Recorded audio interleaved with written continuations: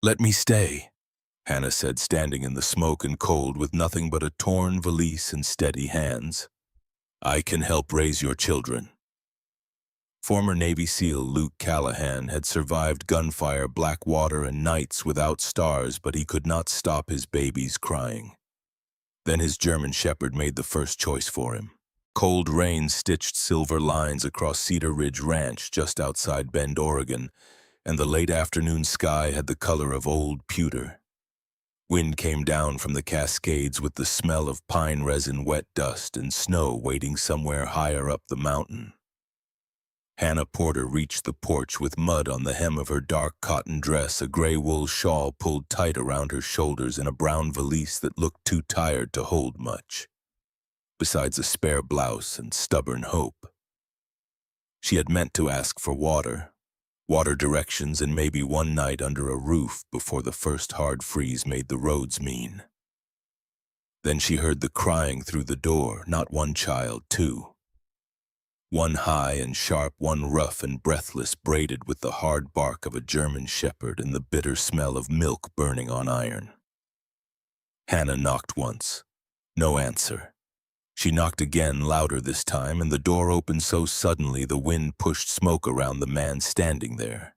Luke Callahan filled the doorway like a man carved for storms. 39 years old, tall, broad in the shoulders, brown hair cut short, gray eyes rimmed red from too many nights without sleep.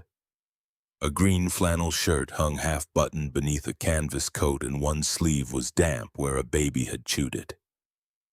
He held a little boy against his chest with the uncertain pressure of a man who could climb a cliff in darkness but did not know how tightly to hold grief when it wore a child's face. Behind his legs, a sable German Shepherd with a black saddle and a torn left ear stood stiff as a sentry. The dog showed his teeth, but he did not move forward. Hannah lifted both hands, palms open. I am not here to trouble you. The little girl in the cradle near the stove coughed between sobs. The sound changed Hannah's face, not fear, recognition. May I? Luke stared at her as if she had spoken in a language from another country. Smoke curled behind him. A pot hissed on the stove. The baby boy clawed at his shirt and screamed harder. Who are you? He asked. His voice had sand in it. Hannah Porter. I came from the old rescue farm near Sisters. It was sold last week. I was told there might be work east of here. The shepherd gave one low growl. Hannah looked down at him. And you must be the one in charge. The dog blinked, offended in a dignified way which nearly made her smile. Nearly. The girl coughed again. Hannah stepped back instead of forward, giving Luke the choice. Your milk is burning, your daughter is cold, and your son is hungry enough to be angry at the whole state of Oregon. I can help with at least two of those. Luke's jaw tightened. He had worn that expression in places where hesitation got men buried. He had been a Navy SEAL for 16 years, and once his hands had known exactly what to do under falling mortar dust beneath black water inside rooms where every shadow might have a weapon. Since Rebecca died, those same hands had become clumsy in the small country of his own kitchen. He looked at the girl in the cradle, then at the stranger on the porch. The shepherd moved first. Bishop padded to the stove, picked up a small towel from the floor, carried it to Hannah, and dropped it at her muddy shoes. Luke looked down at the dog. Traitor. Bishop sneezed, which sounded close enough to judgment. Hannah did not laugh. She took the towel and waited. That mattered. She waited as if Luke still owned his house, his children, his grief, and the yes or no standing between them. At last he stepped aside. No welcome came with it, just room enough to enter. Hannah crossed the threshold and the heat hit her face, stale and smoky.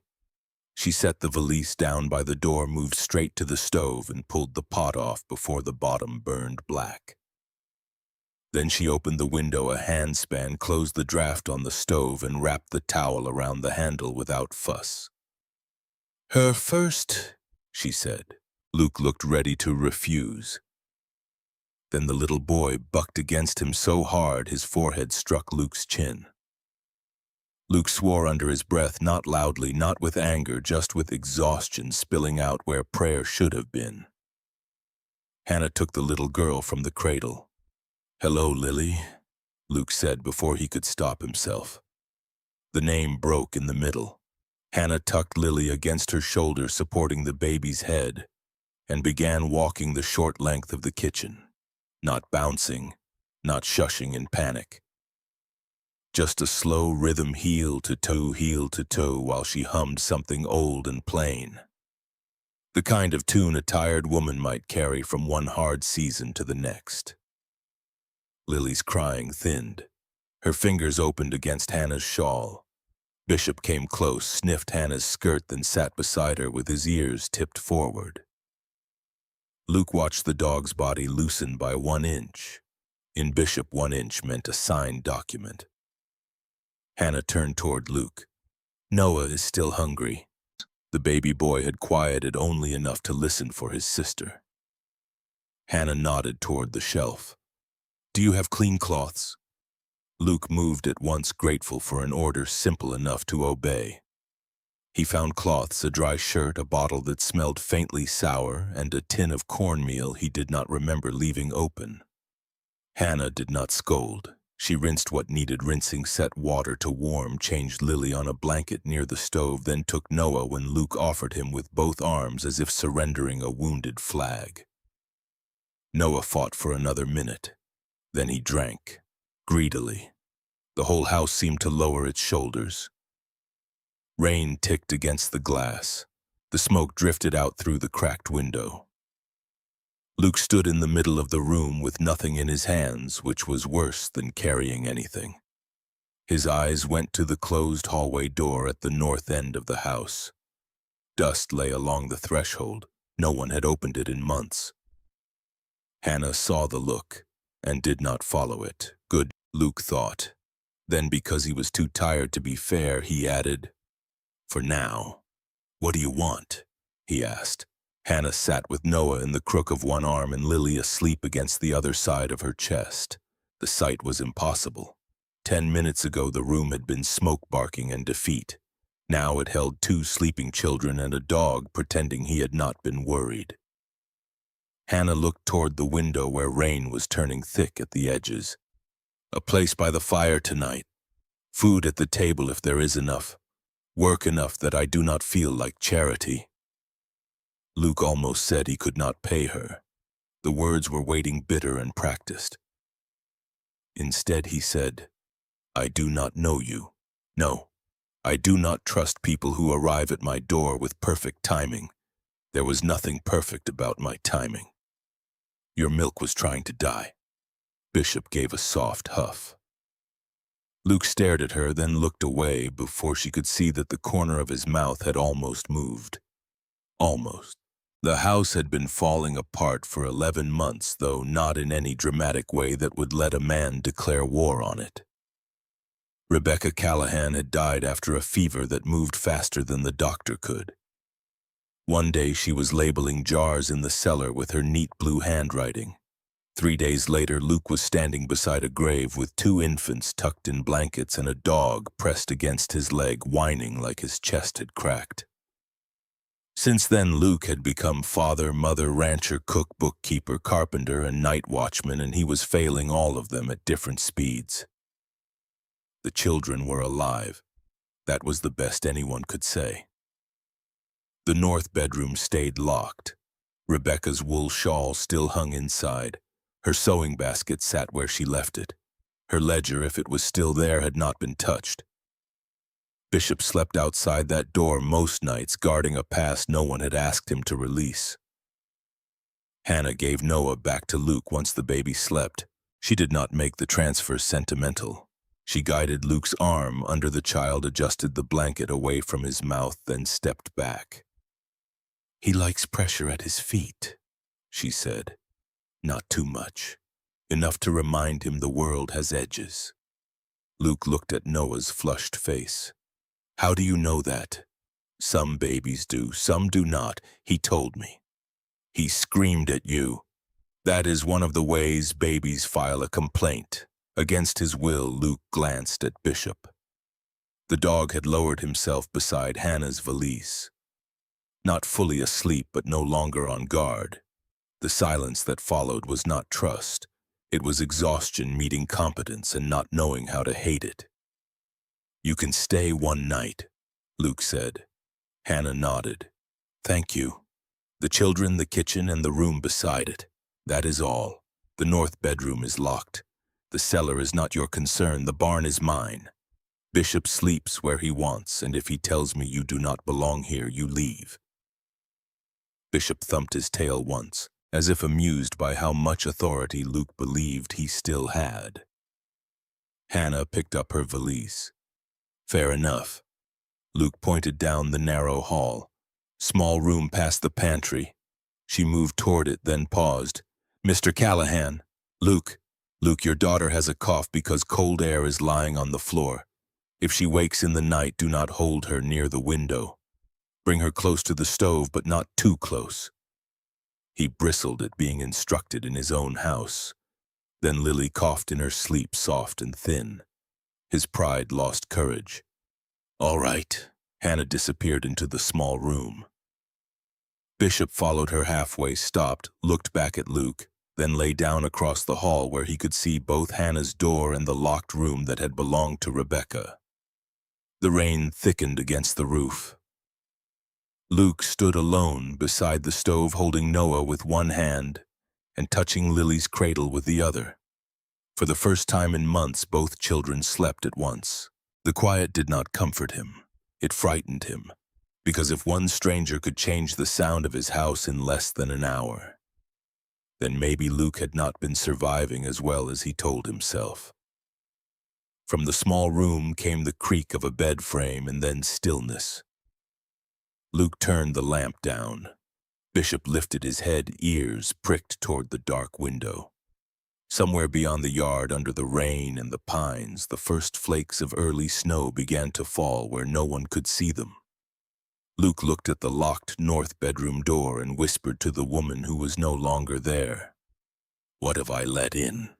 Bishop answered with a low growl, not at Hannah but at the weather. Morning came pale and cold over Cedar Ridge Ranch, with fog snagged in the ponderosa pines and a skin of ice shining along the water trough.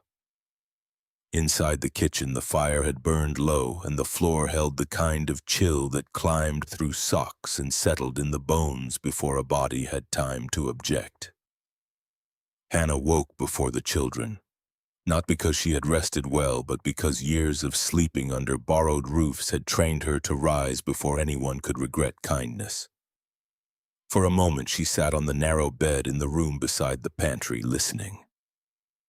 The house breathed badly. Wind pressed through cracks around unused doors. Heat moved where no one needed it. The stove warmed the kitchen, but the warmth wandered away down the hall into empty rooms and died there like a lantern carried into rain.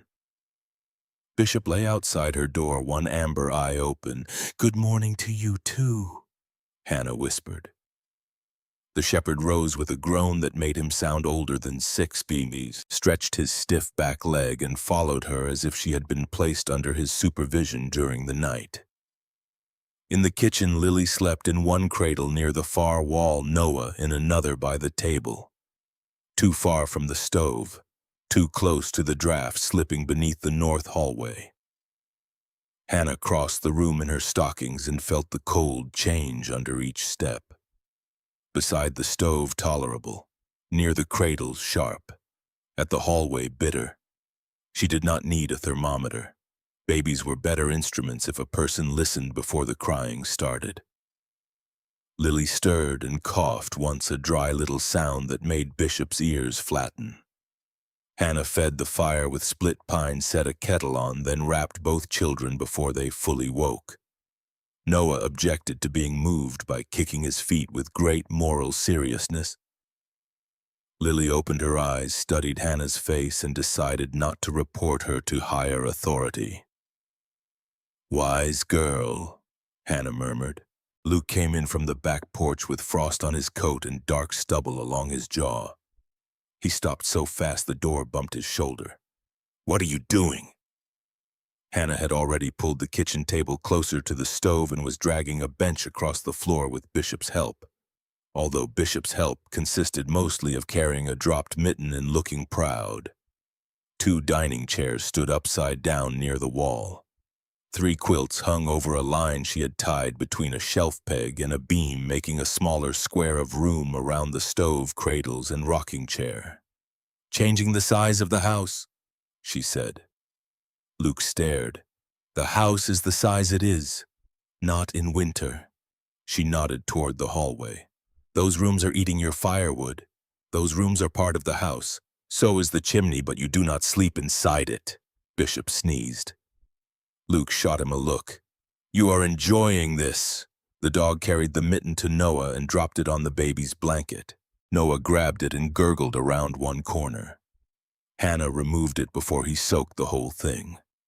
Luke's eyes moved over the suspended quilts, the shifted table, the cradles now closer to the stove, the rolled cloth blocking gaps under 2 doors. The changes were not careless. That made them harder to reject. A careless stranger could be dismissed.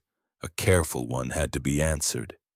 "You should have asked before moving things. You were in the barn before dawn. Then you should have waited." Hannah looked at Lily, whose cheeks were warming pink instead of the faint blue shade they had carried yesterday evening. "She has waited long enough." That landed in the room with more weight than Hannah intended. Luke's face clomb. Bishop stepped between them, not growling, just present. Hannah softened her voice. "I am not taking over your home. I am making a smaller room inside it until the weather turns. Empty air is expensive." Luke pulled off his gloves, flexing fingers that were cracked across the knuckles. Rebecca used to say something like that. He regretted the name as soon as it left him. Hannah did not rush into the opening. She stirred the kettle, poured warm water into 2 iron pots, and set one inside the quilted space and one beyond it near the hallway. "We will let the house answer." That was all. The morning moved forward on small hinges. Hannah fed the twins soft cornmeal thinned with milk. Noah wore more on his chin than in his stomach and looked satisfied with the arrangement. Lily leaned against Hannah's arm, studying Bishop as he sat stiffly outside the quilt wall, offended that he had not been invited into the new command post. Luke ate standing up until Hannah pointed at the chair with the spoon. "Sit before you fall into something hot. I have been awake longer than this. That is not the same as being useful." Walt Jensen arrived just after sunrise to mend a broken hinge on the woodshed. He was a long, weathered man in his 60s with a white beard cut short and a hat that had lost every argument it had ever had with weather. He had known Rebecca's father and spoke of him only when something needed fixing. Walt stood in the kitchen doorway and took in the quilts, the moved table, the babies near the stove, Luke's thunderous expression, and Bishop sitting with a stolen sock in his mouth. "Looks like the house lost a poker game," Walt said. Hannah smiled without turning. "It was losing before I got here." Luke muttered something into his coffee. Walt looked at him. "Did the baby sleep?" Luke did not answer right away. Lily kicked under her blanket and made a small, cheerful sound. Noah slapped the table with both palms as if demanding public office. Walt nodded. "That answers." By noon, the fog lifted enough for Luke to return to the pasture. He did not say Hannah could continue. He did not tell her to stop. He simply left the table where she had moved it and stepped outside with Bishop at his heel. The dog made it as far as the porch, then looked back toward the babies. Luke noticed. "Stay then," he said. Bishop needed no second invitation. He trotted back inside, posted himself by the quilt wall, and watched Hannah like an inspector with fur. 4 hours after Hannah had set the 2 pots of warm water down, she called Luke in from the yard. The pot near the hallway had gone cool enough to dull the metal. The one inside the quilted room still held warmth against the palm. Luke touched both. He touched them again because evidence was irritating when it behaved honestly. Could be the stove. The stove did not move. Could be the pot. Hannah handed him the pots and let him switch them. Then we will test it twice, Daddy. He looked at her for a long moment. She did not gloat. She did not smile in triumph. That bothered him almost as much as being wrong. By evening, the kitchen no longer felt like a room fighting the whole mountain. The quilts held a gentle pocket of heat. The children slept deeper. Bishop lay just outside the warm square nose under the edge, participating without admitting surrender. Luke brought in wood and found the pile shrinking more slowly than usual. He stacked the logs, paused, then closed the door to the empty sitting room himself. Hannah saw it and said nothing. Silence could be a kindness if it did not demand gratitude. The next day she built something smaller.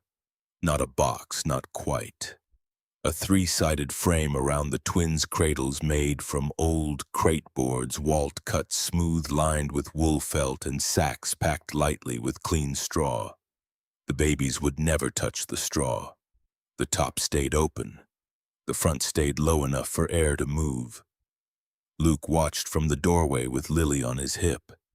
Now you are building furniture. No, a pocket. For what? Warmth, but not breath.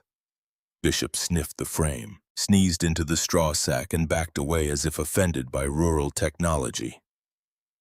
Noah found this hilarious.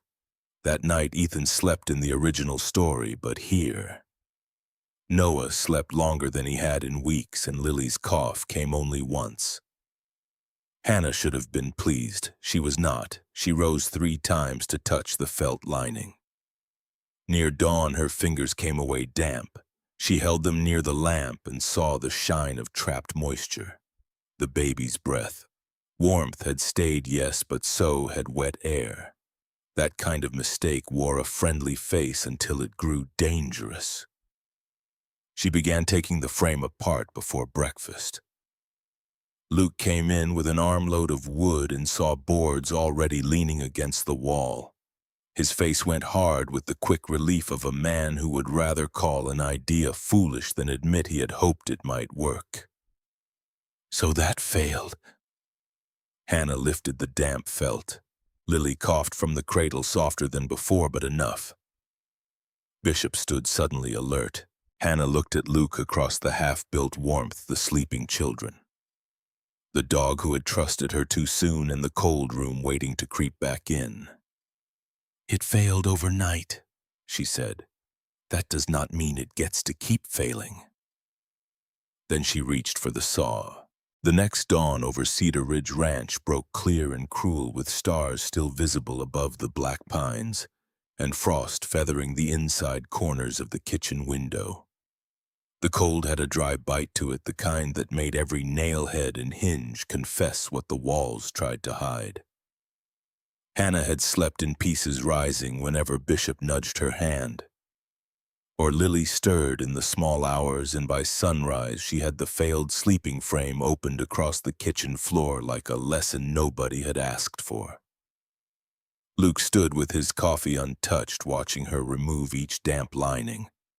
His knee ached as it always did when the temperature dropped fast.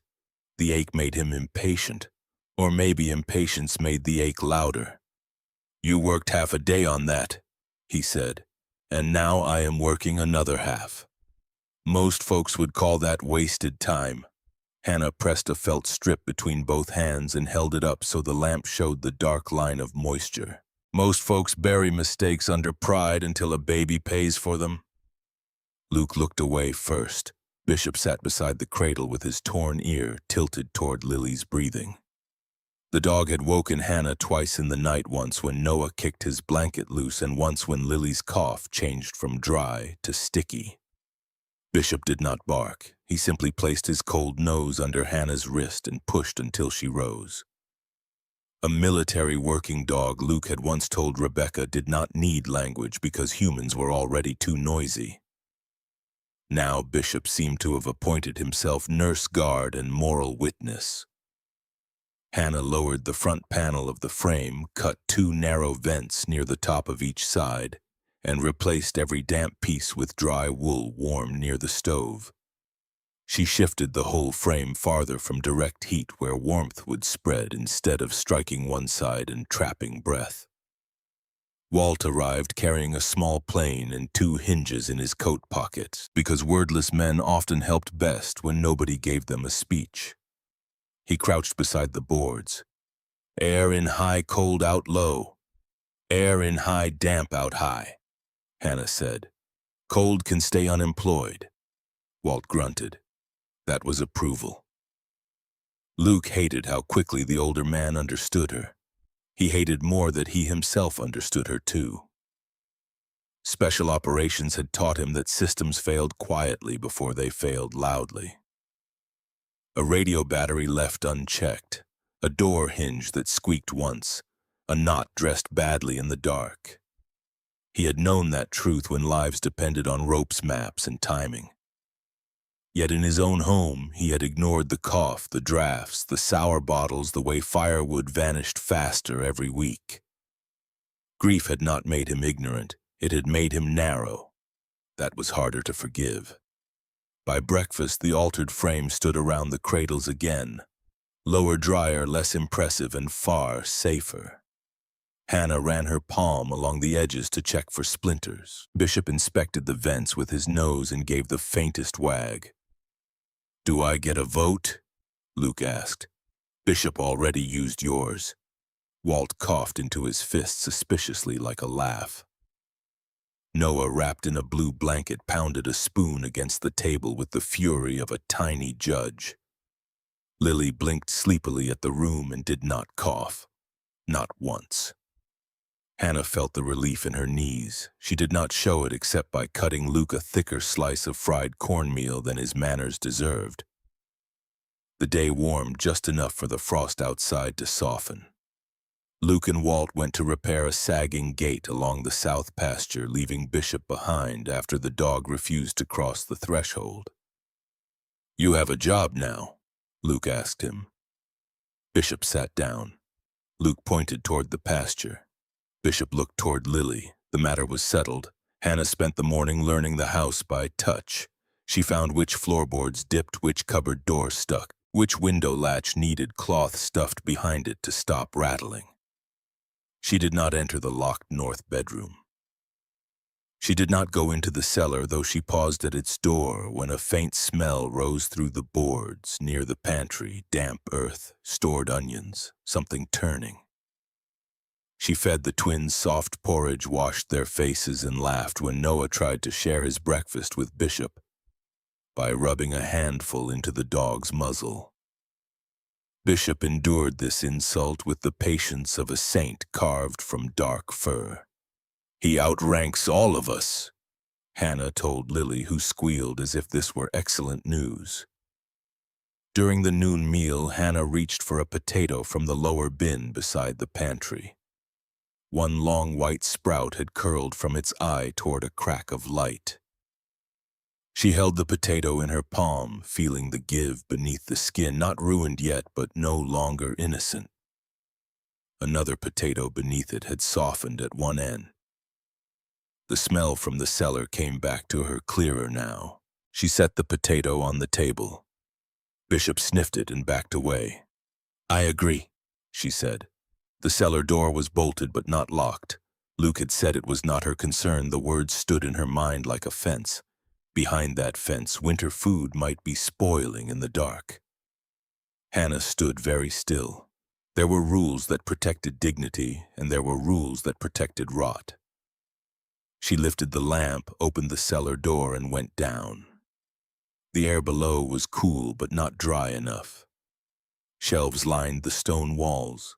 Rebecca's handwriting hung from twine tags on bins and crocks, neat and patient. "Use first, keep for seed, for the children." Hannah touched none of the words at first. She only looked. Potatoes had been piled too deep in 2 crates, trapping damp in the middle. Onions sat close to the wall where condensation gathered. Winter squash rested directly on boards darkened by moisture. Apples were stacked so tightly that one bruised fruit had spoiled the cheek of its neighbor. A sack of dried beans had slumped against the stone and the bottom gave off a faint sourness. Cornmeal had hardened into lumps in a tin that did not seal. Hannah closed her eyes for one breath, not because she was afraid of work, because she understood what this room meant. Rebecca had built order here. Luke had preserved it by not touching it, which was not preservation at all. It was a shrine with mold in the corners. Hannah carried the first crate into the light at the foot of the stairs and began sorting. Sound potatoes to one side. Use first in a shallow box. Spoiled ones out. Seed potatoes separate. She did not throw Rebecca's tags away. She wiped the dust from them and turned them gently, writing the inspection date on the back in small charcoal marks. By the time Luke returned, the kitchen smelled of earth apples and the ugly sweetness of food that had begun to surrender. Hannah was kneeling beside 3 piles on a cloth near the cellar door. Bishop stood beside the sour beans ears back. Walt hovered near the stairs, having arrived halfway through and chosen wisdom over commentary. Luke's eyes went first to Rebecca's tags, then to the pile of discarded potatoes by the back door. The color left his face in a way anger often uses as a doorway. "What did I tell you about the cellar?" Hannah stood slowly. "You told me it was not my concern." "Then why are you in it?" "Because the cellar disagreed." He stepped closer and Bishop rose between them, not threatening, not taking sides, just drawing a line no one should cross too quickly. Luke pointed toward the spoiled pile. "That is our winter." Hannah picked up one potato, cut it cleanly with a paring knife, and showed him the gray softness spreading under the skin. "No. This is what winter already took while it was quiet." Luke's hand opened and closed once. The kitchen seemed too small for his breathing. "Rebecca stored those. Rebecca labeled those so they would be used in time, kept dry, and saved for spring. She did not label them so grief could leave them stacked against wet stone." The word struck harder than Hannah intended. Luke flinched as if she had slapped him. Walt looked at the floor. Bishop made a low sound in his chest.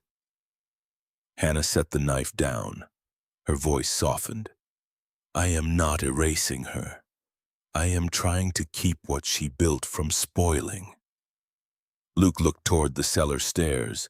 He had not gone down in months except to grab what he needed without seeing anything. Seeing was dangerous. Seeing asked questions: how much flour remained, how much lamp oil, which potatoes were seed, which labels had Rebecca tied with her own hands before the fever took her. Hannah lifted a tag and turned it so he could see the front untouched. Rebecca's blue ink remained clean. "Use first." Hannah's small mark sat on the back where it would not cover the past. Luke swallowed. He wanted to order her out. He wanted to thank her. Both desires felt impossible, so he chose neither. "What needs doing?" he asked at last, each word dragged over stone. Hannah did not smile.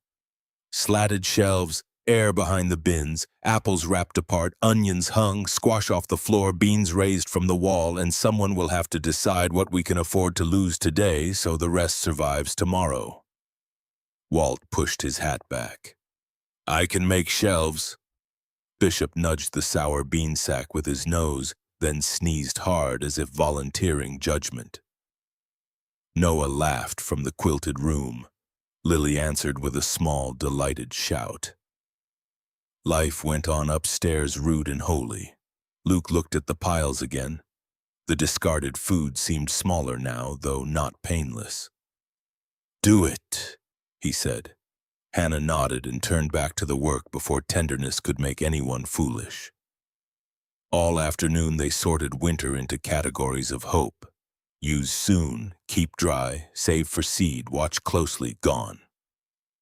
By sunset the cellar smelled cleaner, but the yard held a dark pile of loss. Luke stood over it after supper, hands in his coat pockets, while snow began to fall in sparse, hard grains. Hannah came to the porch but did not stand beside him. "I should have asked," she said. "I should have looked," he answered. That was all either of them could manage. Behind them, Bishop barked once from the kitchen. "Not alarm. Summons." When Hannah turned, she saw Noah had crawled across the quilted room and was patting the lower panel of the locked north bedroom door at the end of the hall. Lily sat behind him, one tiny hand lifted toward the cold brass knob as if she knew something warm was hidden beyond it. Luke went still. Hannah did not move toward the door. She only looked at the children, then at Luke. "Is there," she asked gently, "a heavier blanket in there?" Snow fell softly over Cedar Ridge Ranch that night, not enough to bury anything, just enough to make every fence rail glow white under the moon. By morning, the yard looked forgiven, which was one of winter's smaller lies. Hannah found Luke in the kitchen before sunrise, standing at the table with a brass key in his palm. He had not lit the lamp.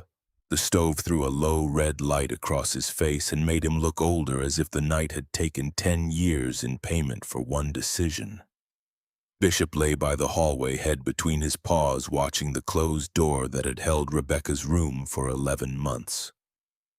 Noah and Lily slept inside the quilted winter space, their breaths soft and even. Hannah did not speak first. Some doors opened better without encouragement. Luke set the key on the table. The sound was small. It filled the house. "There may be a blanket," he said. His voice was rough. "You go in after me." Hannah nodded. She washed her hands, dried them carefully, and followed him down the hall. Bishop rose and came with them, nails clicking on the boards. At the north bedroom door, Luke stopped. His hand trembled once before he hit it by gripping the key harder. Hannah looked away, giving him privacy even while standing beside him. That was another kind of work, knowing when not to witness too much. The lock turned with a stiff complaint. Cold air slipped out. Not bad air, closed air. The room held the faint scent of lavender wool dust and something Hannah could only think of as waiting. Rebecca Callahan's shawl hung behind the door, blue as evening. A pair of sewing scissors rested on a small table beside a spool of cream thread. On the bed lay a wedding blanket, half-finished, folded with its unfinished border tucked inward. The stitches were tiny, patient, and beautiful in a way that made Hannah's throat close. Luke did not enter at once. Bishop did. The shepherd walked to the side of the bed, sniffed the blanket, and gave one quiet whine. That sound loosened Luke's feet. He crossed the threshold. Hannah stayed by the door until he gave the smallest nod. Only then did she step inside. Dust silvered the dresser. A hairbrush lay beside a folded handkerchief. On the bedside table sat a brown ledger with a pencil tucked into the spine. Hannah looked at it and then looked away. Luke saw. "You can open it, only if you want me to. I do not know what I want." It was the truest sentence he had spoken since she arrived. Hannah picked up the ledger with both hands. Rebecca's handwriting filled the pages, neat columns of flour beans, lamp oil, potatoes, dried apples, kindling hay. Winter tonic soap salt. Not merely numbers. Notes. Use cracked squash before deep cold. Keep seed potatoes away from kitchen warmth. Lily took milk better after being held upright. Noah calms when feet are snug. Hannah read that line twice, then closed her eyes. Rebecca had known. Of course she had. The past had not failed these children. The living had simply been too wounded to keep listening. Hannah closed the ledger without writing in it. "There are blank pages," Luke said. "Yes. You can use them." She shook her head. "No. Your wife wrote this book. I can hang a board in the kitchen." Luke's eyes tightened. "You think touching it would be wrong? I think grief has already touched enough."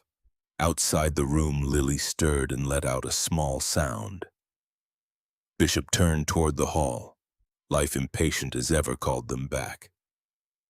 Luke lifted the wedding blanket from the bed. His fingers brushed the unfinished border and stopped. She was making this for Winter. Then Winter can still receive it, Hannah said. She did not reach for it until he placed it in her arms. The wool was heavier than she expected, warm even in the cold room, as if it remembered the hands that had held it. In the kitchen, Hannah laid it over Noah and Lily, but tucked the unfinished edge under so loose threads would never scratch their skin. Luke watched from near the stove. He did not cry. Men like him often imagined crying as a bridge that once crossed would collapse behind them. Instead, he picked up an armload of wood and carried it outside with the desperate purpose of a man who needed something heavy. By mid-morning, Hannah had hung a small charcoal board near the pantry. Firewood allowance, lamp oil used, flour days remaining, milk for children, seed potatoes untouched. She wrote no more than necessary. Rebecca's system lived again not as a museum but as a tool. Walt arrived and found Luke splitting wood with too much force. "A log insult you?" Walt asked. Luke buried the axe in the block and leaned on the handle. "I opened the room." Walt nodded, eyes on the snow. "About time." "That your comfort? That was my parade." Luke almost laughed, but the sound broke before it reached daylight. Walt pretended not to notice, which was why Luke could bear him. In the cellar that afternoon, the work became practical again. Slatted shelves went up along the stone wall, leaving a handspan for air. Onions and garlic hung in braided loops from rafters where dry air moved. Potatoes were spread shallow in darkness, unwashed and checked for bruising. Apples were wrapped one by one in scraps of clean paper, each separated from its neighbor like quarrelsome relatives at Sunday dinner. Squash rested on wooden rails. Beans and cornmeal moved into covered chests raised on blocks. Bishop inspected every change and disapproved of a turnip, though no one understood why. 2 days later, Hannah found her own mistake. The sand she had packed around the carrots and turnips was too damp. Several roots had softened near the crown slick beneath her thumb. Walt saw her pull the box into the walkway. "Could leave those on the bottom," he said, not tempting her, testing the air. Hannah lifted one spoiled carrot, grimaced at the smell, and tossed it into the discard pail. Food does not wait for pride to finish its speech. Walt's face folded into something close to pleasure. "I may put that on my grave." "Please do not. People will think I killed you with a carrot." Bishop wagged his tail. From the stairs, Luke heard the exchange. Humor in the cellar. Rebecca would have liked that. The thought hurt. Then, to his surprise, it warmed. By the end of the week, Cedar Ridge had a rhythm that did not feel like a battlefield triage. Hannah rose before dawn, checked the children's sleeping frames, stirred the fire, warmed milk, and marked the board. Luke spent full mornings outside instead of running back every hour because one baby had cried, or the stove had smoked, or Bishop had barked at some domestic mystery beyond military experience. Walt repaired hinges, planed rough boards, and took payment in coffee he claimed was terrible while drinking 3 cups. Bishop became the children's shadow. Noah learned to pull himself upright by gripping the dog's collar. Bishop endured this with noble suffering until Noah grabbed one ear, then gently deposited the boy on his padded backside with a look that said training was progressing poorly. Lily's cough faded to almost nothing.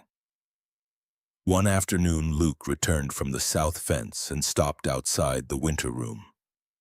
Hannah sat cross-legged on the floor, hiding a wooden spoon beneath her shawl, then producing it with solemn wonder. Noah shrieked with laughter. Lily stared, considered the trick with grave suspicion, then burst into a laugh so bright it seemed to strike the rafters. Bishop barked once and pranced in a circle because apparently kitchen sorcery required security response. Luke stood very still.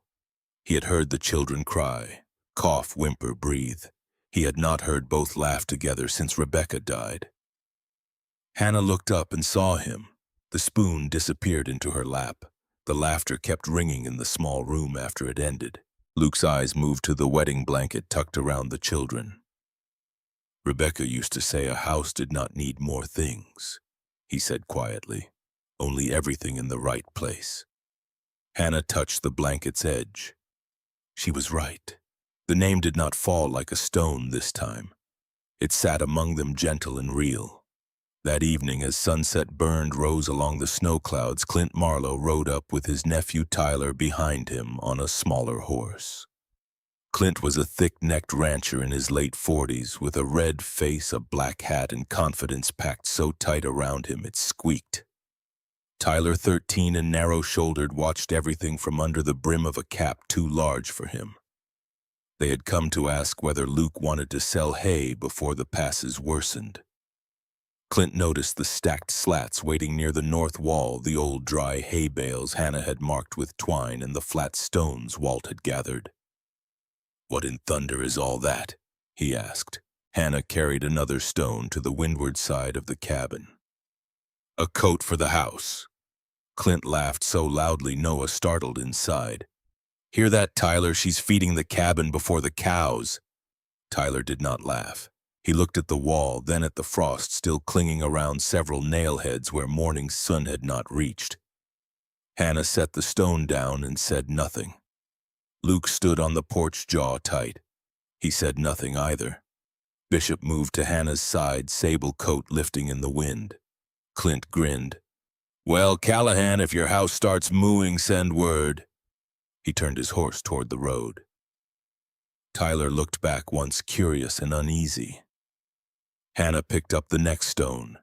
The west wind slid along the north wall with a thin testing sound. Luke heard it. So did Bishop. Neither of them liked what it said. By early November, the sky over Cedar Ridge Ranch looked scrubbed thin, and the west wind came down from the Cascades with teeth in it.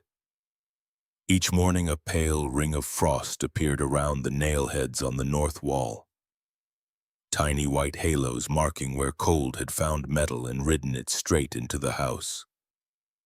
Hannah touched one with the pad of her finger and held the chill there while Noah and Lily slept under Rebecca's unfinished blanket. The blanket helped. The winter room helped. The lowered sleeping frame, dry now after 3 straight nights, helped more than Luke wanted to admit. But winter was patient. It did not need to win all at once. It only needed to keep finding the same weak place until people grew tired of defending it. Hannah carried a stool to the north wall and touched another nailhead near the floor. Colder, then one near the ceiling, less cold. She marked neither with chalk because Luke hated signs of experimentation on his walls, but she remembered. Bishop watched from beside the cradle head, tilted as if she were teaching a class whose enrollment included 1 dog and 2 unimpressed babies. "Cold rides metal," she told Lily, who blew a wet bubble in response. "Your brother would have asked a sharper question." Noah banged a wooden cup against the floor. Bishop sneezed. "No, that was not sharper." Luke came in carrying a saddle blanket stiff with frost and found Hannah staring at the wall. "Now what is it doing wrong?" "Nothing. It is only telling the truth. Walls do not talk. They do when they hurt." He gave her the look he usually reserved for broken tack and government forms. She stepped aside and guided his hand to the nailhead. His fingers tightened at the bite of cold. Then she led him to the protected section behind a cupboard where warmth held longer. He said nothing. Silence had become his reluctant vocabulary for agreement. Outside, Walt was sorting old hay bales with a pitchfork. Some had lost color and feed value after a leak in the storage lean-to. Not good enough for pregnant cows. Still clean, still dry in the center.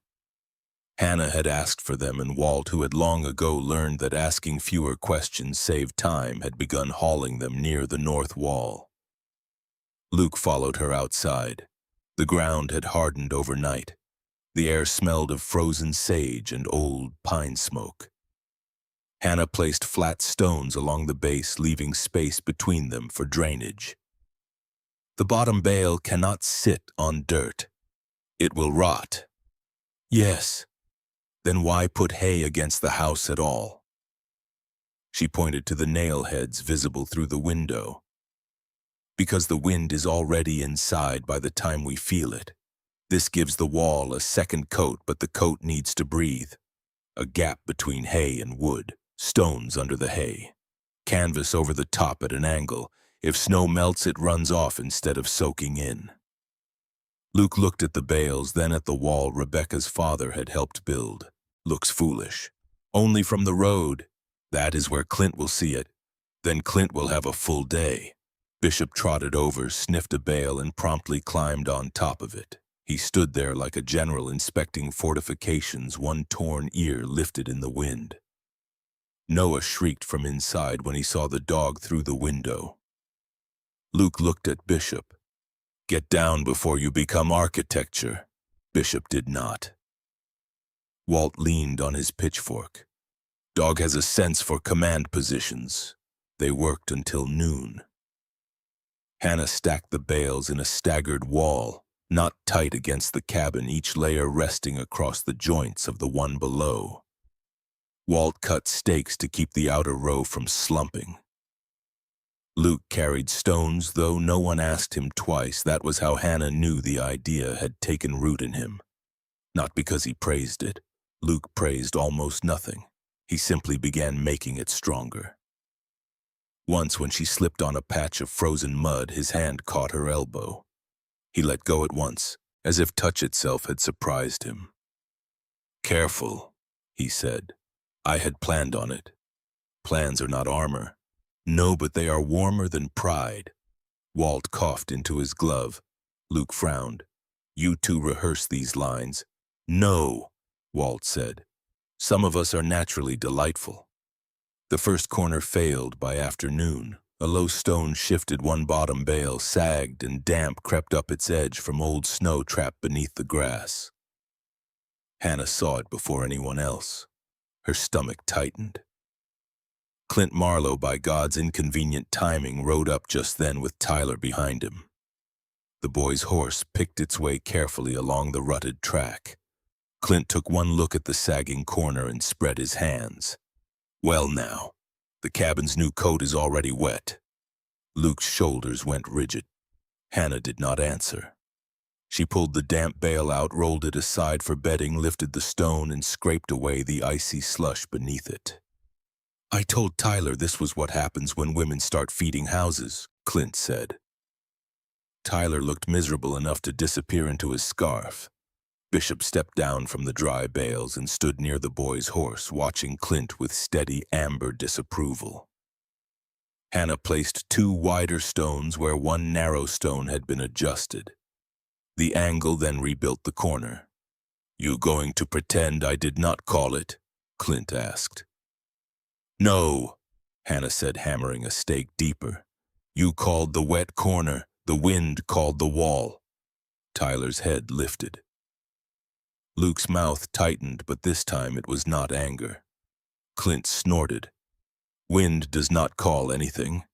Hannah drove two iron nails into temporary boards, one fixed behind the hay wall with a gap of air, the other on the exposed east side of the cabin where wind curled free. Come by after the freeze. Clint laughed again, but Tyler was still looking at the nails when they rode away. That night, the temperature dropped hard.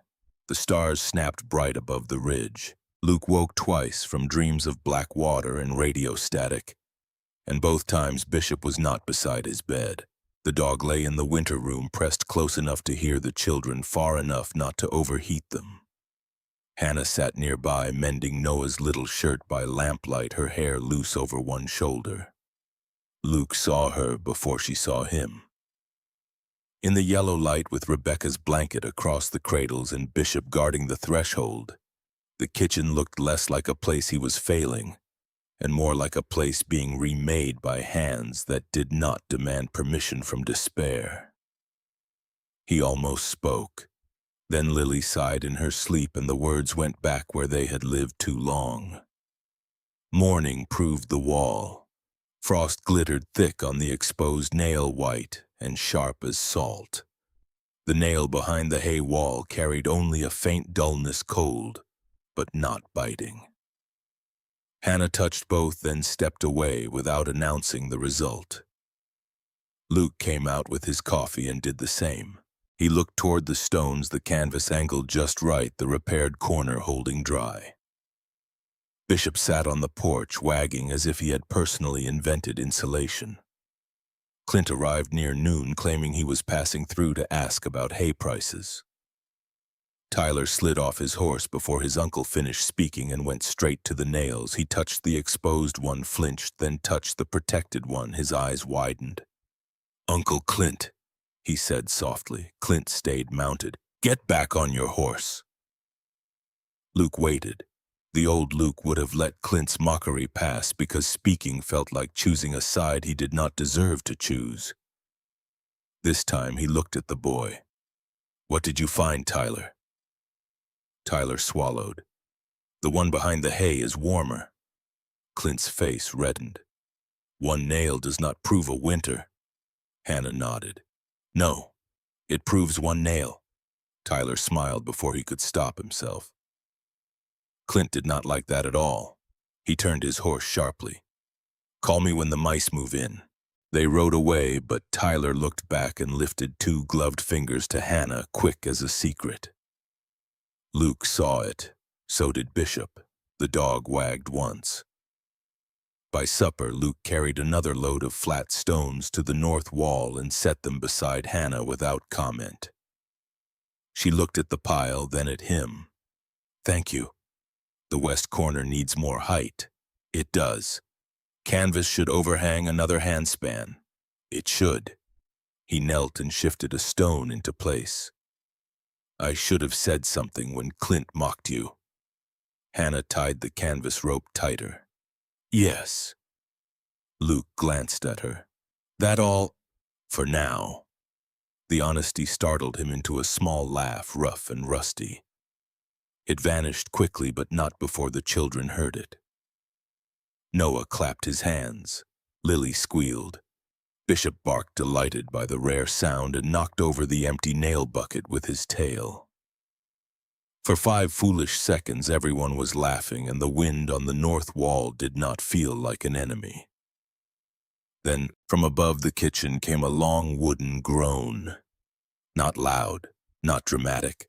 A slow complaint from the roof beams as old snow shifted against shingles and the new cold tightened every joint. Hannah's smile faded. Luke looked up. "Roof's done that every winter." Dust drifted from the beam near the stovepipe and landed on the table in a fine gray line. Bishop stopped wagging. Hannah touched the table where the dust had fallen, then looked toward the low kitchen roof.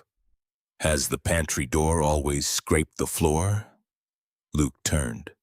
The pantry door, half open, trembled in a gust and dragged against the boards with a sound like a warning clearing its throat. The first true snowfall settled over Cedar Ridge Ranch with deceptive gentleness, laying white on the corrals, the pump handle, and the low kitchen roof until every rough edge looked softened by grace. Then the sun came out for one weak afternoon, melted the surface, and left a hard lower crust that clung to the shingles when the temperature fell again after dark. By breakfast the next morning, fresh snow had begun stacking on top of old ice, and the kitchen roof gave another slow groan. Hannah heard it while stirring porridge. Bishop heard it from beneath the table and lifted his head so sharply he bumped the bench. Noah, who had been trying to feed him a strip of toast, found this excellent. Lily did not. She looked up at the ceiling and frowned with Rebecca's old seriousness, though Hannah had never met Rebecca alive and could only believe the resemblance because Luke went still every time the little girl did it. The pantry door scraped again when Walt came in, dragging a cold gust and half the outdoors with him. "Door's sticking worse," Walt said. "Floor's rising?" Luke asked. Walt took off his hat and looked at the ceiling. "Or the frame is bowing." Luke set his cup down harder than needed. "That roof has carried 20 winters." Hannah wiped Noah's chin. "It is carrying 20 winters in this one. It is not going to fall because of one storm. No, it will fall because everyone waited until the last storm to ask what the first one did." Walt's eyebrows rose. That was almost cheerful. "I am saving cheerful for May." Luke walked outside rather than answer. Hannah watched him through the window as he stood in the yard and looked up at the roof with his hands on his hips. Former seal rancher father, widower. He had been trained to read danger in doorways, ridgelines, water currents, and men's eyes. But a roof built by his own hands with Rebecca's father beside him was harder to suspect. Some structures became family in a man's mind. He did not want to imagine them failing because failure would feel personal, as if the rafters had betrayed him, or he had betrayed them first. Hannah understood that too well. Her own husband had died under an overturned logging wagon on a road he had traveled 100 times. Familiar ground did not promise mercy. When Luke came back in, his face was set. "I am not sending anyone onto that roof." "Good," Hannah said. "No one asked you to." That stopped him. She pointed to 2 straight lodgepole poles Walt had brought from the shed. "We build from the ground," Walt grunted. "Long rake, light head, rope brace. And we take the snow down evenly," Hannah added. "No stripping one side clean while the other stays loaded." Luke looked from one to the other. "You planned this before I agreed." "The roof started speaking before you agreed." Bishop stood, shook himself, and barked once toward the ceiling. Luke looked down at him. "Do not start!" The dog barked again. Walt's face did not change, but his beard moved. For the next hour, the kitchen became a workshop. Walt shaved the ends of the poles smooth and fixed a wide wooden crosspiece to them. Luke tied a rope brace with knots so clean Hannah paused to watch. His hands changed when they worked with rope. The uncertainty left them. He dressed each knot by touch, pulling slack through with quiet precision, his fingers remembering nights when ropes had held men above water, below cliffs, through darkness. Bishop lay beside him, chin on his paws, eyes following every loop. Once, when Noah crawled too close, Bishop gently blocked him with one shoulder and gave Luke a look of shared professional burden. "He thinks the baby is a hazard," Hannah said. Luke pulled the knot tight. "The baby is a hazard." Noah slapped Bishop's side and laughed. "A cheerful one. That is worse." They began after noon when the wind eased. Hannah, Luke, and Walt stood on the ground, each taking turns with the long rake so no one grew careless from tired shoulders. They pulled the old snow loose in narrow sections first. From one edge, then the other, snow crashed down in heavy sheets, breaking apart with a sound like wet flour sacks hitting the earth. Bishop patrolled the cleared path, barking at falling chunks until one exploded near his paws and covered his nose. He sneezed 3 times, deeply offended. Lily, watching through the window from Hannah's arms during a break, laughed so hard she hiccuped. Luke saw Hannah laugh with her and felt something inside him shift where he had expected only pain. Not heal, shift. There was a difference, and he did not trust it yet. The work took most of the afternoon. Clint Marlowe rode by with Tyler because Mockery seemed to have better timing than Mail. "Now you're shaving the house," Clint called. Luke gripped the rake handle. Before he could answer, Tyler spoke from behind his uncle. "The pantry door was sticking at our place too." Clint twisted in the saddle. "Nobody asked you." Tyler's face shut. Hannah rested the rake against her shoulder.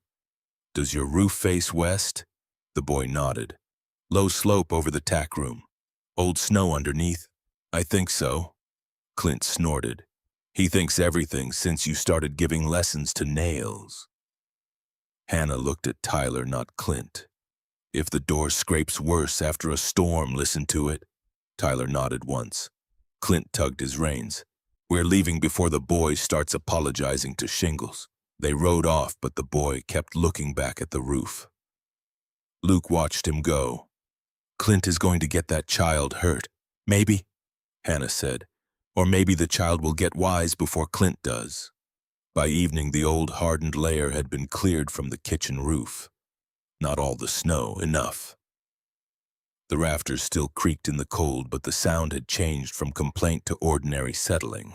The pantry door no longer dragged as badly.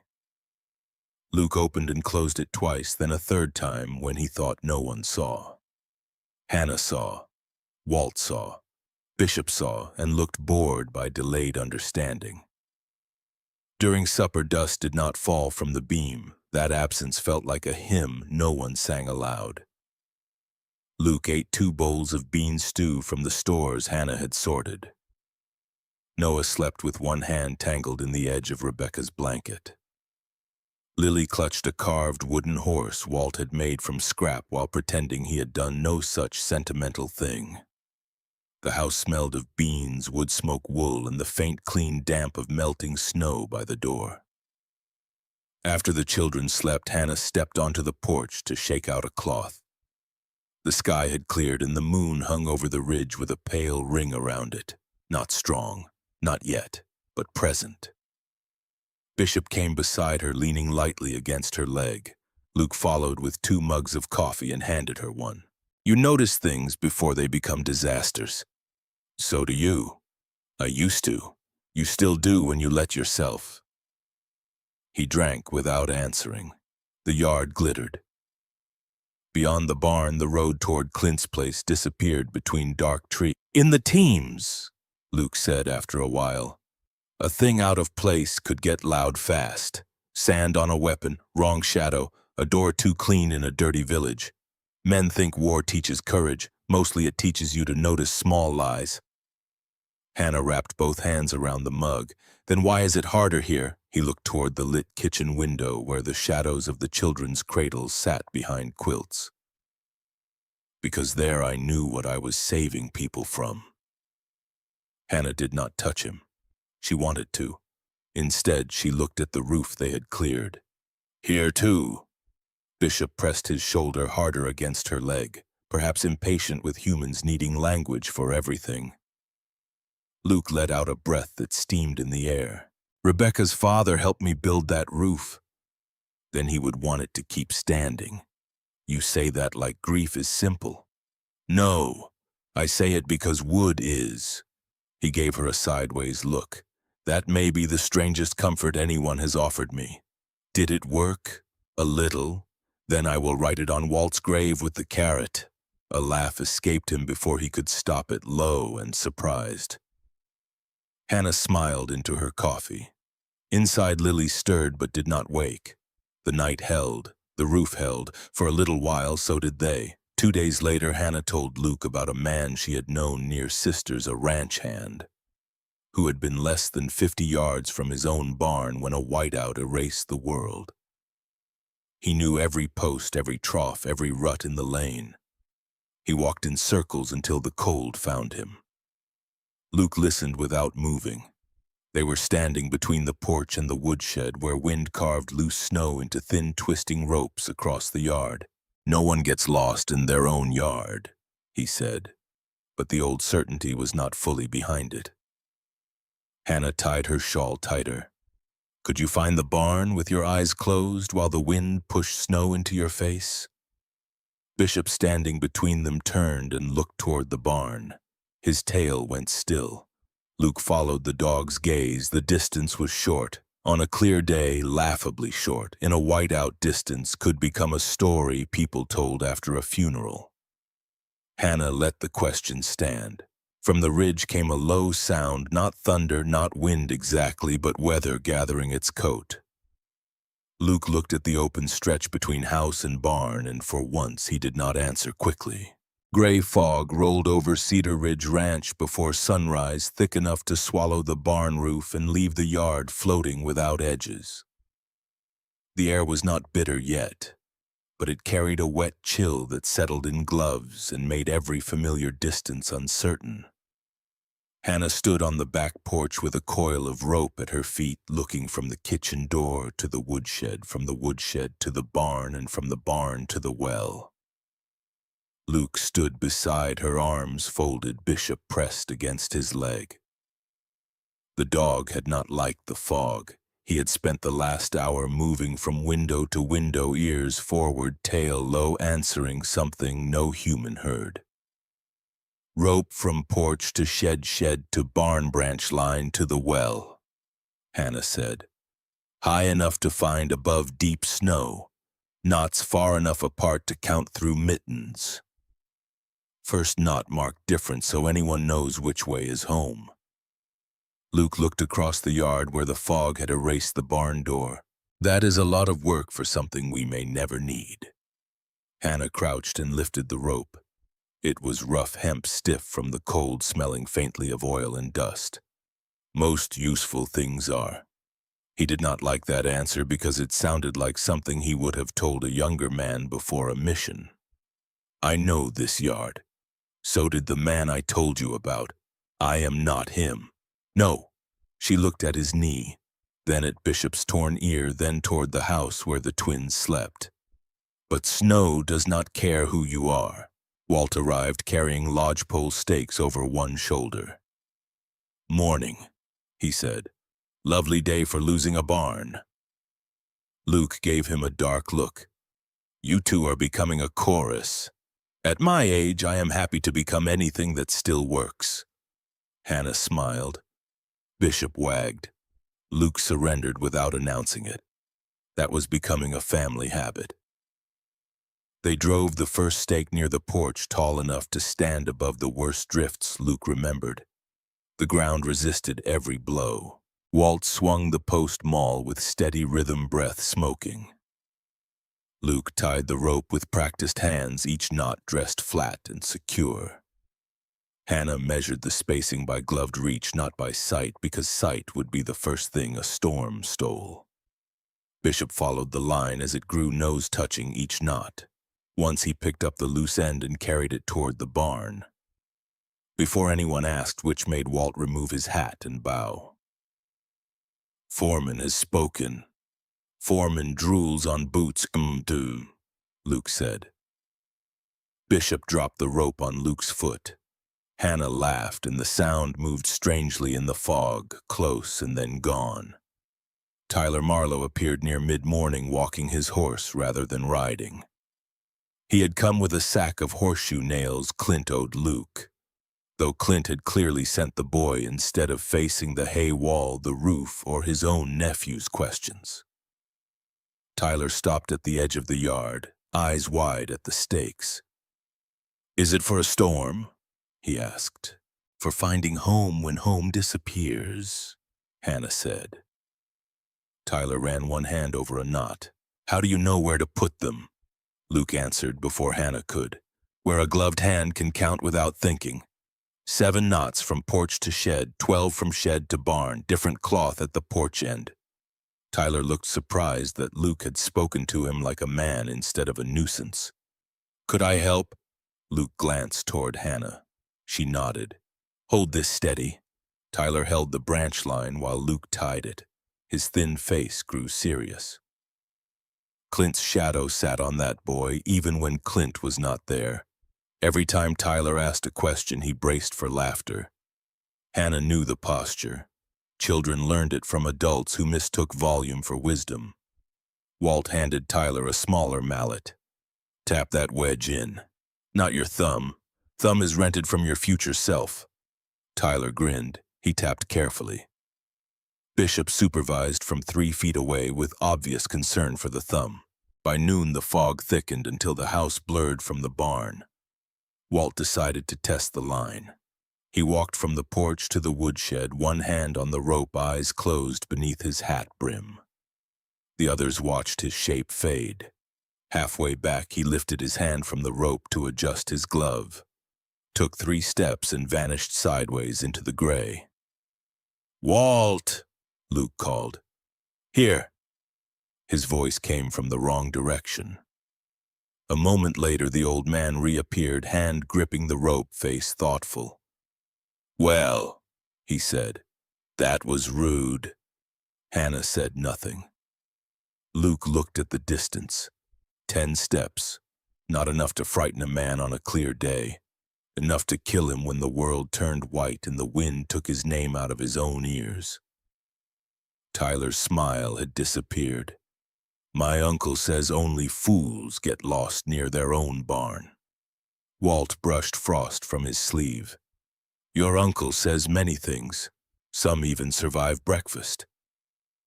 Luke walked the line himself after dark that evening. The fog had lifted, but he wanted darkness. Needed it, perhaps.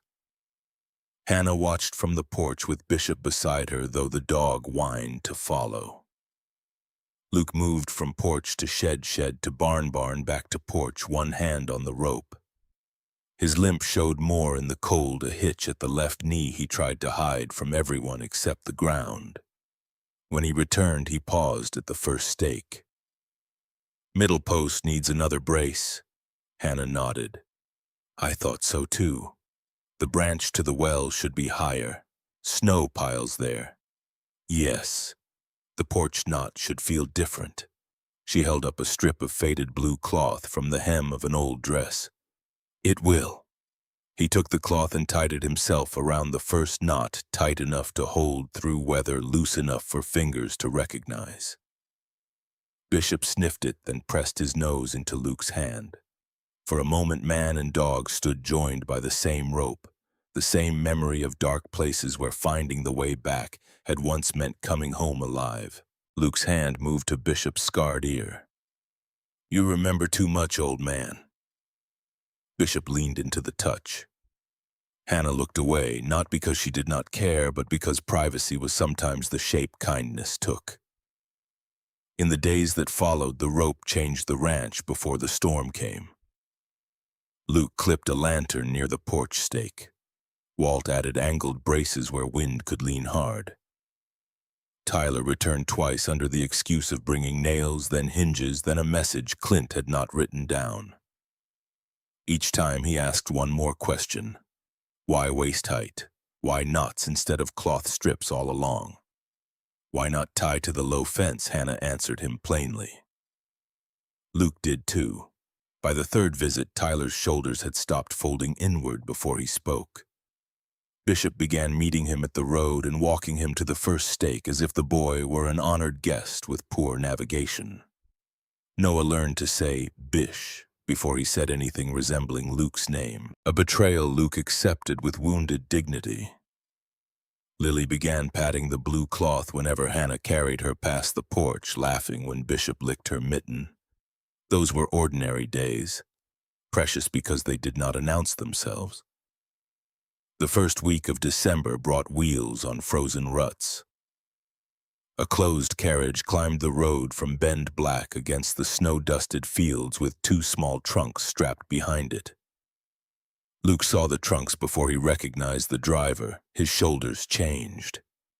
Hannah stood at the sink, rinsing bottles, and felt the room tighten behind her. "Who is it?" she asked. Luke did not answer at once. Bishop rose, hair lifting along his spine, not threat, recognition without welcome. "Margaret Ellis," Luke said. "Rebecca's mother." The carriage stopped near the porch. A tall woman in a dark wool coat stepped down with the careful posture of someone who had decided grief would never make her untidy in public. Margaret Ellis had silver hair pinned in a severe knot, sharp blue eyes, and gloved hands that went straight to the trunks as if their purpose gave her strength. She did not greet Hannah. She barely greeted Luke. She entered the kitchen and went first to Noah and Lily, checking their cheeks, hands, breathing clothes, the warmth beneath their blanket. Bishop stood between Margaret and the cradles until Luke said his name. Even then, the dog moved only one step aside. Margaret noticed. He was Rebecca's shadow. Luke's mouth tightened. He is the children's now. Margaret looked at Hannah for the first time. Her gaze moved over Hannah's mended dress. Rough hands, calm face, and the charcoal board beside the pantry. "And who are you?" "Hannah Porter." "I did not ask your name, I asked who you are." The kitchen went quiet. Noah smacked his wooden cup against the table, perhaps objecting to courtroom manners. Hannah set the bottle cloth down. "I am helping your grandchildren through the winter." Margaret's eyes moved to the quilted room, the lowered sleeping frame, the rope visible through the window, the hay wall beyond. "Through the winter," she repeated, as if temporary things could be placed neatly in trunks.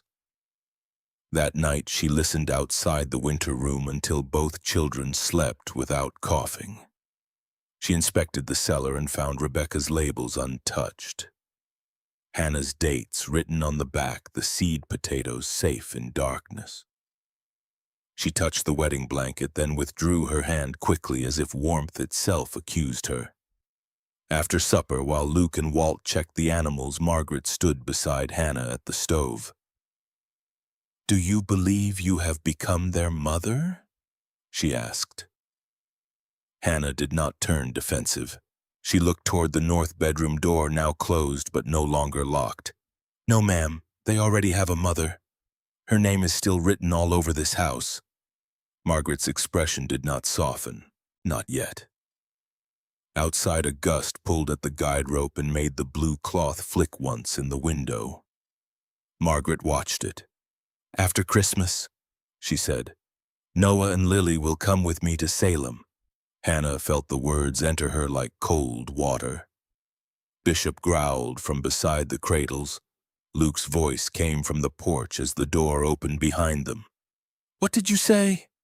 Margaret turned composed and ready while Hannah stood between the stove and the children with empty hands and no claim the law would recognize. December settled over Cedar Ridge Ranch in layers of hard frost, low clouds, and silence that made every footstep in the yard sound important.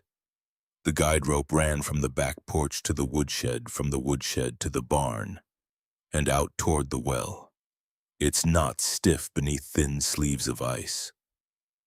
The first knot wrapped in faded blue cloth that moved whenever the wind breathed. Inside the house, Margaret Ellis behaved like a woman conducting an inspection on behalf of the dead. She checked the twins' blankets each morning, tasted their porridge, counted the clean cloths, examined Lily's cough that had nearly vanished, and watched Noah pull himself up against Bishop's side as if the shepherd were furniture installed by Providence. Bishop endured Noah's hand in his fur, but he watched Margaret with clear suspicion. Margaret watched him back. "He never liked me much," she said one morning. Luke, who was sharpening a hoof knife near the stove, did not look up. "Bishop has high standards." Hannah nearly smiled into the wash basin.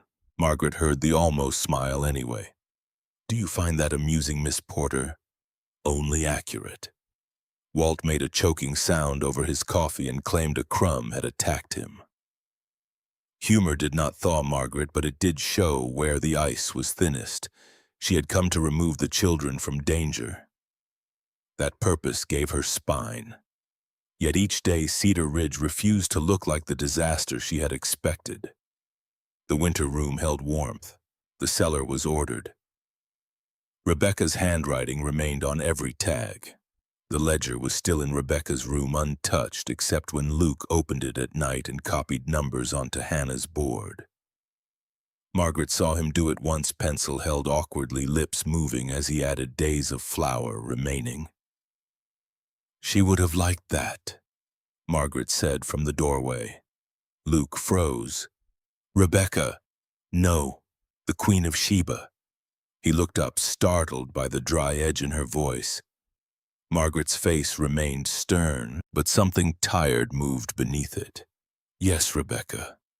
Luke set the pencil down. "I should have done it sooner." "Yes." The answer was not cruel. It was simply true, and truth from Margaret came without cushions. Hannah, listening from the kitchen, continued folding tiny shirts. Some conversations needed no rescue.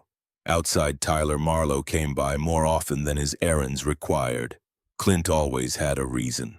A bag of nails, a question about hay, a message about a loose steer nobody else had seen. Tyler never said he wanted to learn. But he lingered near the rope, the hay wall, the roof rake hanging under the eaves. Hannah showed him how to check a bale for damp by pushing fingers into the center, how to look for frost lines around nail heads, how to smell beans before trusting their color. Luke taught him 3 knots and made him untie each one in gloves. Tyler's hands shook the first time, not from cold, from fear of being mocked if he failed. Luke saw it and said nothing about the shaking. He only retied the knot slowly. "Again," he said. Tyler tried again. Bishop sat beside him with a length of rope in his mouth, which was either encouragement or theft. "Does he always do that?" Tyler asked. "Only when humans are too slow," Luke said. The boy laughed. It was a small laugh, quickly hidden, but Hannah saw Luke notice it. Clint noticed too when he arrived to collect Tyler and found the boy tying a bowline around a fence post. "You planning to join the Navy from a cow pasture?" Clint said. Tyler dropped his eyes. Luke's voice cut through the yard low and even. "He's learning to come home in a storm." Clint's red face darkened. For a moment it seemed he might answer hard. Then Bishop rose. The dog did not growl. He simply stood in the snow sable coat, thick torn ear-forward body between the man and the boy. Clint spat to the side. "Storms have been coming and going here before any of you learned to spell rope." Hannah looked at Tyler, not Clint. "Bring your youngest calves closer before the deep weather." Clint laughed. "And tuck them under a quilt, too. If it keeps them alive, yes." Tyler's mouth twitched. Clint saw it and jerked his horse around. "Come on." The boy left, but not before touching the blue cloth on the first porch knot as he passed. Christmas came quietly. There were no grand gifts, but Walt carved 2 small animals from cedar, a horse for Noah and a bird for Lily. Hannah mended Luke's canvas coat at the shoulder and pretended not to know he noticed. Luke found a pair of wool gloves in a trunk of Rebecca's things and gave them to Hannah without ceremony. They were too fine for barn work, brown wool with small pearl buttons at the wrist. "They were hers," he said. Hannah held them carefully. "Are you sure? They should be warm on living hands." Margaret, standing near the stove, looked toward the window. Her eyes shone, but she blamed the smoke. After supper, they sang one hymn because Margaret insisted children should hear Christmas even if they were too young to understand it. Luke's voice was rough and often late. Walt knew only half the words and hummed the rest with confidence. Hannah sang softly. Bishop lay beneath the table sighing whenever Noah kicked him in his sleep. For that one evening the house did not feel borrowed from sorrow. It felt inhabited. Then December turned. The barometer on the kitchen wall dropped 2 mornings in a row. Horses stood with their backs to the western ridge. Small birds vanished from the fence wires. The creek under the cottonwoods sounded muffled as if running beneath a blanket. Hannah began checking systems more often. She tightened the guide rope. She counted firewood. She sorted dry towels for the barn. She packed a low calf-warming crate with clean burlap over a raised slat floor, then placed wrapped Crocs beneath to test how warmth moved without touching skin. Margaret watched from the doorway. "You prepare as if the world is ending?" Hannah tied a knot and pulled it with both hands. "No, as if it plans to continue and expects us to help. You always have an answer." "Only after I have made enough mistakes." Margaret's gaze moved to the carrot box now properly packed in dry sand. "Rebecca was like that," Hannah stilled. Was she, not with carrots, with people? The admission surprised them both. Margaret drew her coat tighter, though the kitchen was warm. She would invite strays to supper. Widows, railmen, a girl from church whose husband drank. I told her kindness could become a hole in the roof if she was not careful. Hannah looked toward the winter room where Lily slept beneath Rebecca's blanket. Maybe she decided roofs were meant to cover more than family. Margaret's mouth trembled once, then steadied. Do not make poetry at me, Miss Porter. I am armed with grief and very little patience.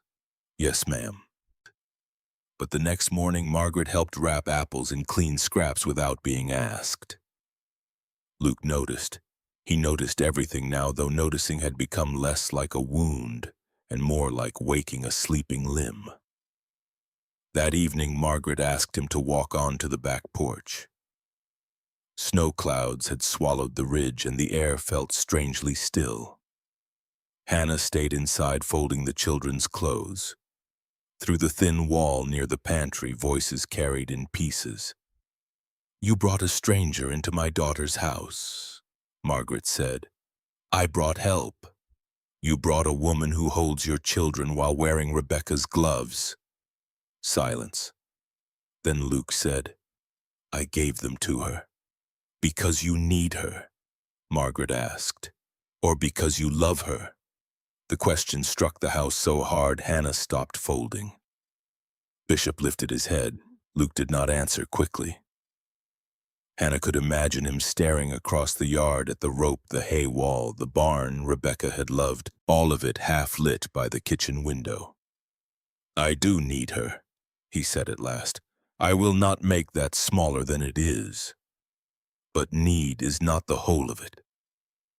Margaret's voice came colder. Be careful. I have been careful for 11 months. Careful enough to let food rot because I could not touch Rebecca's labels. Careful enough to call Hannah temporary whenever anyone looked too closely. Careful enough that my children were warm only by accident. The porch boards creaked under his shifting weight. She has not taken Rebecca's place. She has kept it from becoming a locked room. Hannah lowered the tiny shirt in her hands. The kitchen blurred for a moment. Bishop rose and pressed his head against her knee. Outside, Margaret said nothing. Luke continued quieter now. If she leaves, I do not just lose someone who watches Noah and Lily. I lose the first person since Rebecca who has looked at Cedar Ridge as a family instead of a list of failures waiting for me. Wind touched the blue cloth on the porch knot. It flicked against the window once. Margaret finally spoke. I will stay through the storms. After that, we will see. Hannah breathed again. Later, when the house grew quiet, Luke found her by the stove. You heard? It was not a question. Enough. I should have stopped calling this temporary. Yes. He nodded, accepting the blow because it was earned. I am trying to learn before everything breaks. Hannah folded the last shirt and placed it in the drawer, not in her valise. Then listen sooner.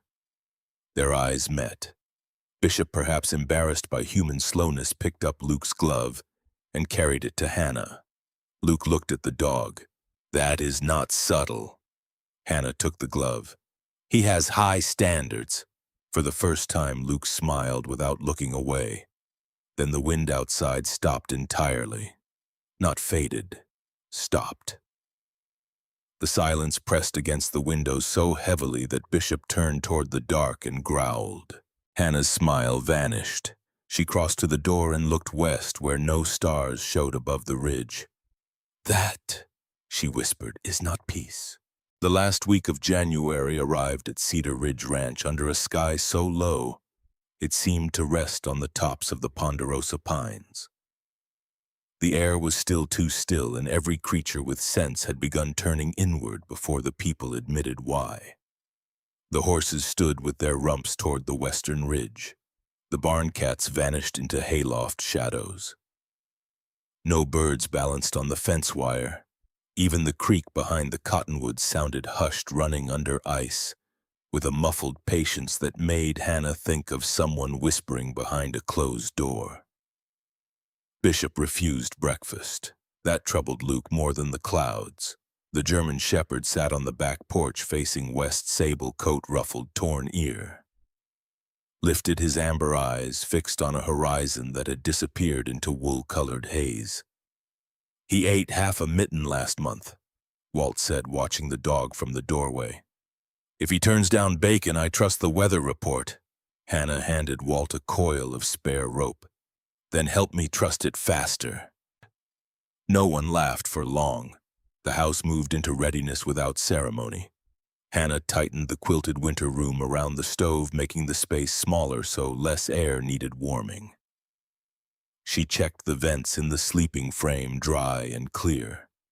Smooth river stones sat in a row near the stove, warming slowly to be wrapped later in towels for the children's feet or the barn if needed. Margaret boiled cloths not because anyone had asked her to, but because she had discovered that fear could either sharpen the tongue or busy the hands, and hands did less damage. Luke counted firewood, then counted again. Walt checked the roof rake and set it where the porch would not drift over it. The kitchen roof had been cleared of the old ice load twice in the past month, and each time the pantry door had thanked them by swinging more freely. Hannah marked the board. Flour days remaining. Beans, cornmeal, potatoes for use, seed potatoes untouched, lamp oil, milk.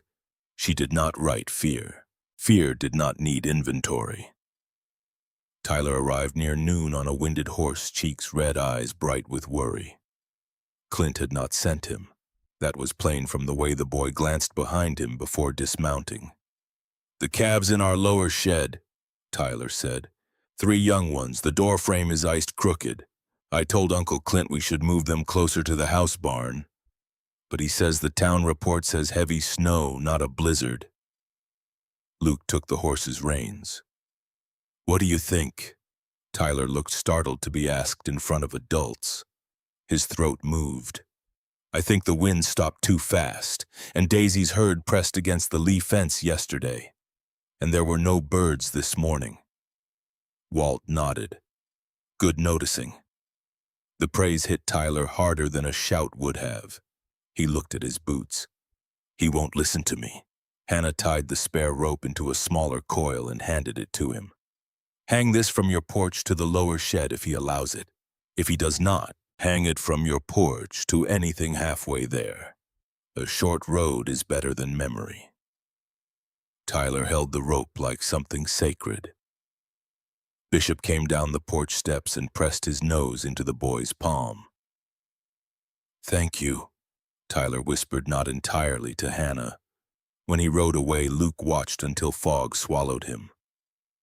"I should go talk to Clint." Hannah shook her head. "You can try, but a man who will not hear a child may not hear another man until weather speaks louder." Luke's mouth hardened. Weather charges too much. All afternoon, the ranch folded itself tight. Emergency fodder went into the barn loft where it could be reached if drifts blocked the main hay. Cottonwood branches, willow twigs, dried corn stalks, and old but clean bedding were tied in bundles.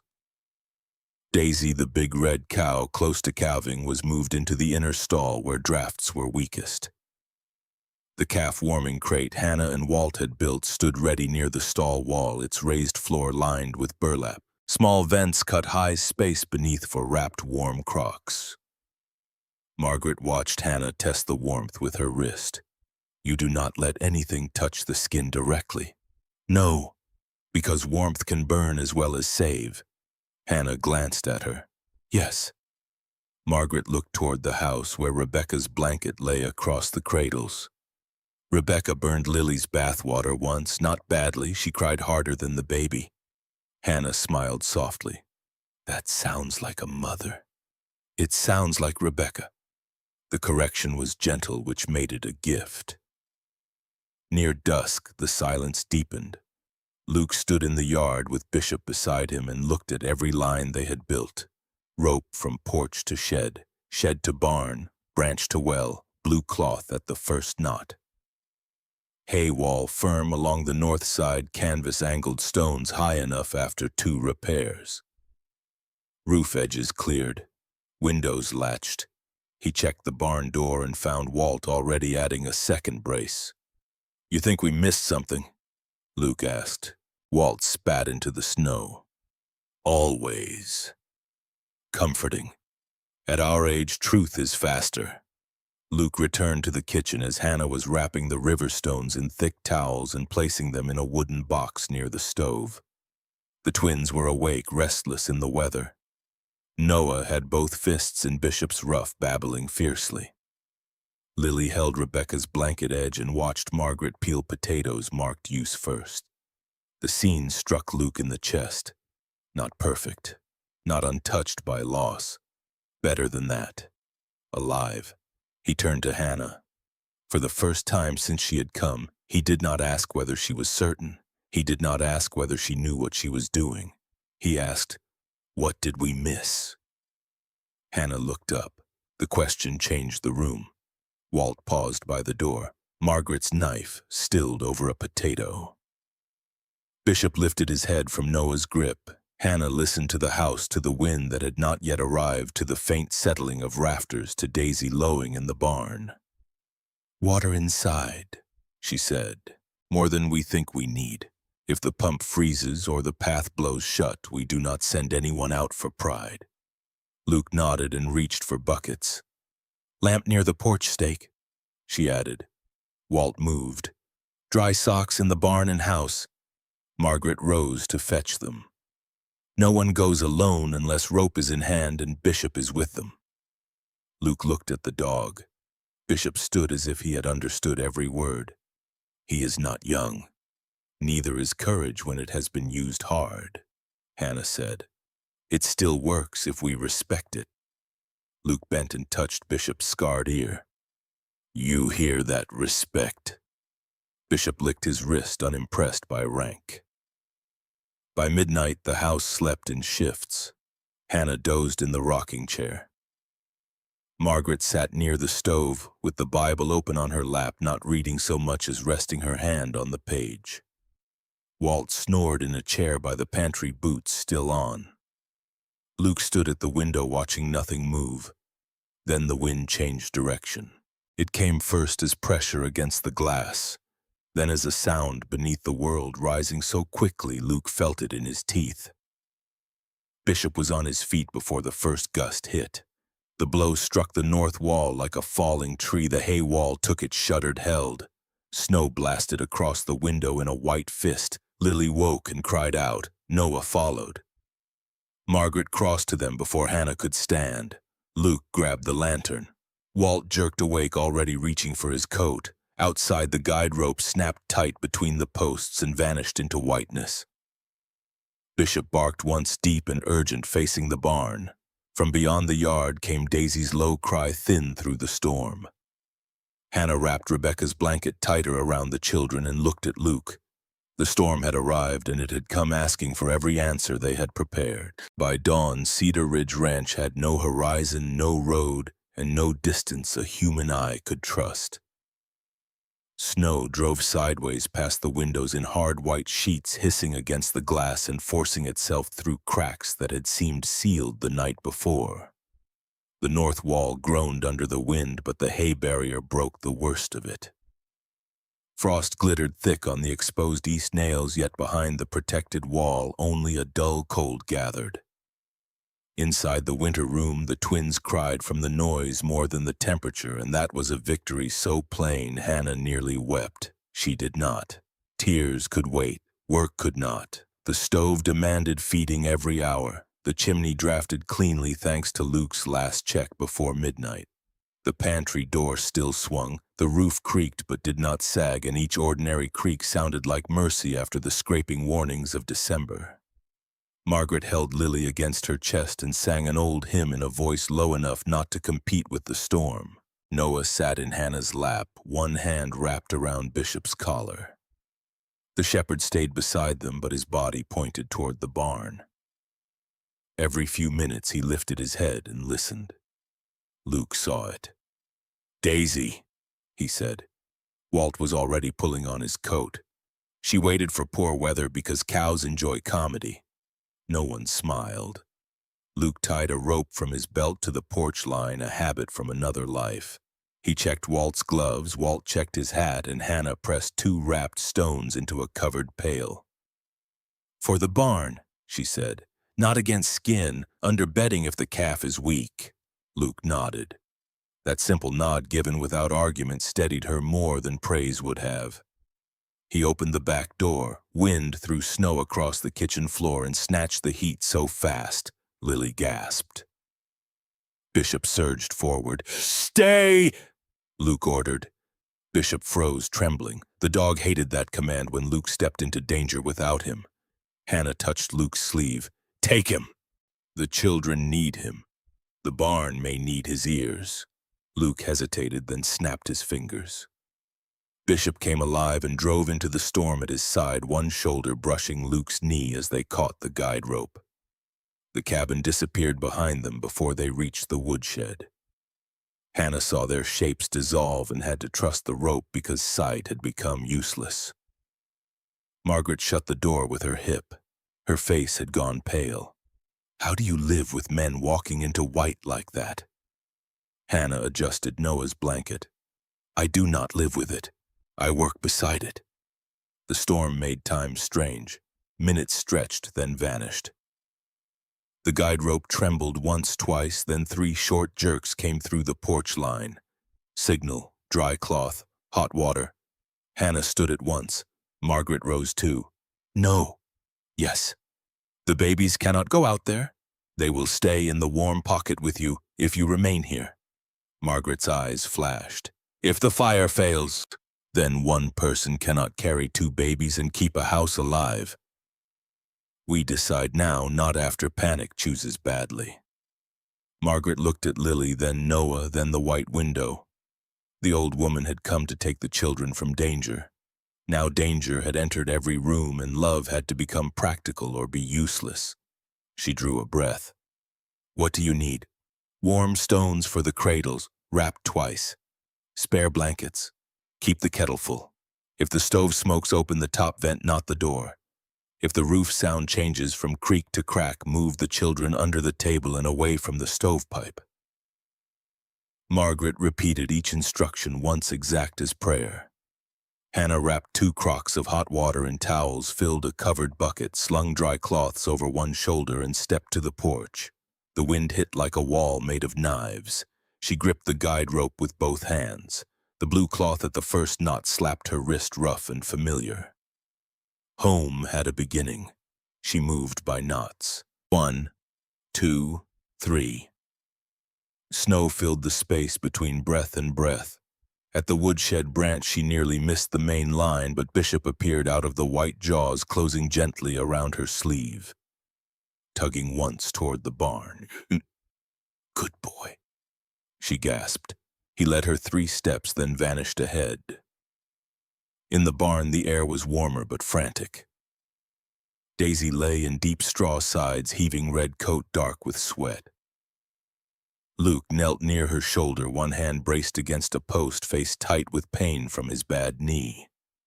Walt had stripped off his outer gloves and was working with the hard calm of a man who had seen births, deaths, and weather refuse instructions.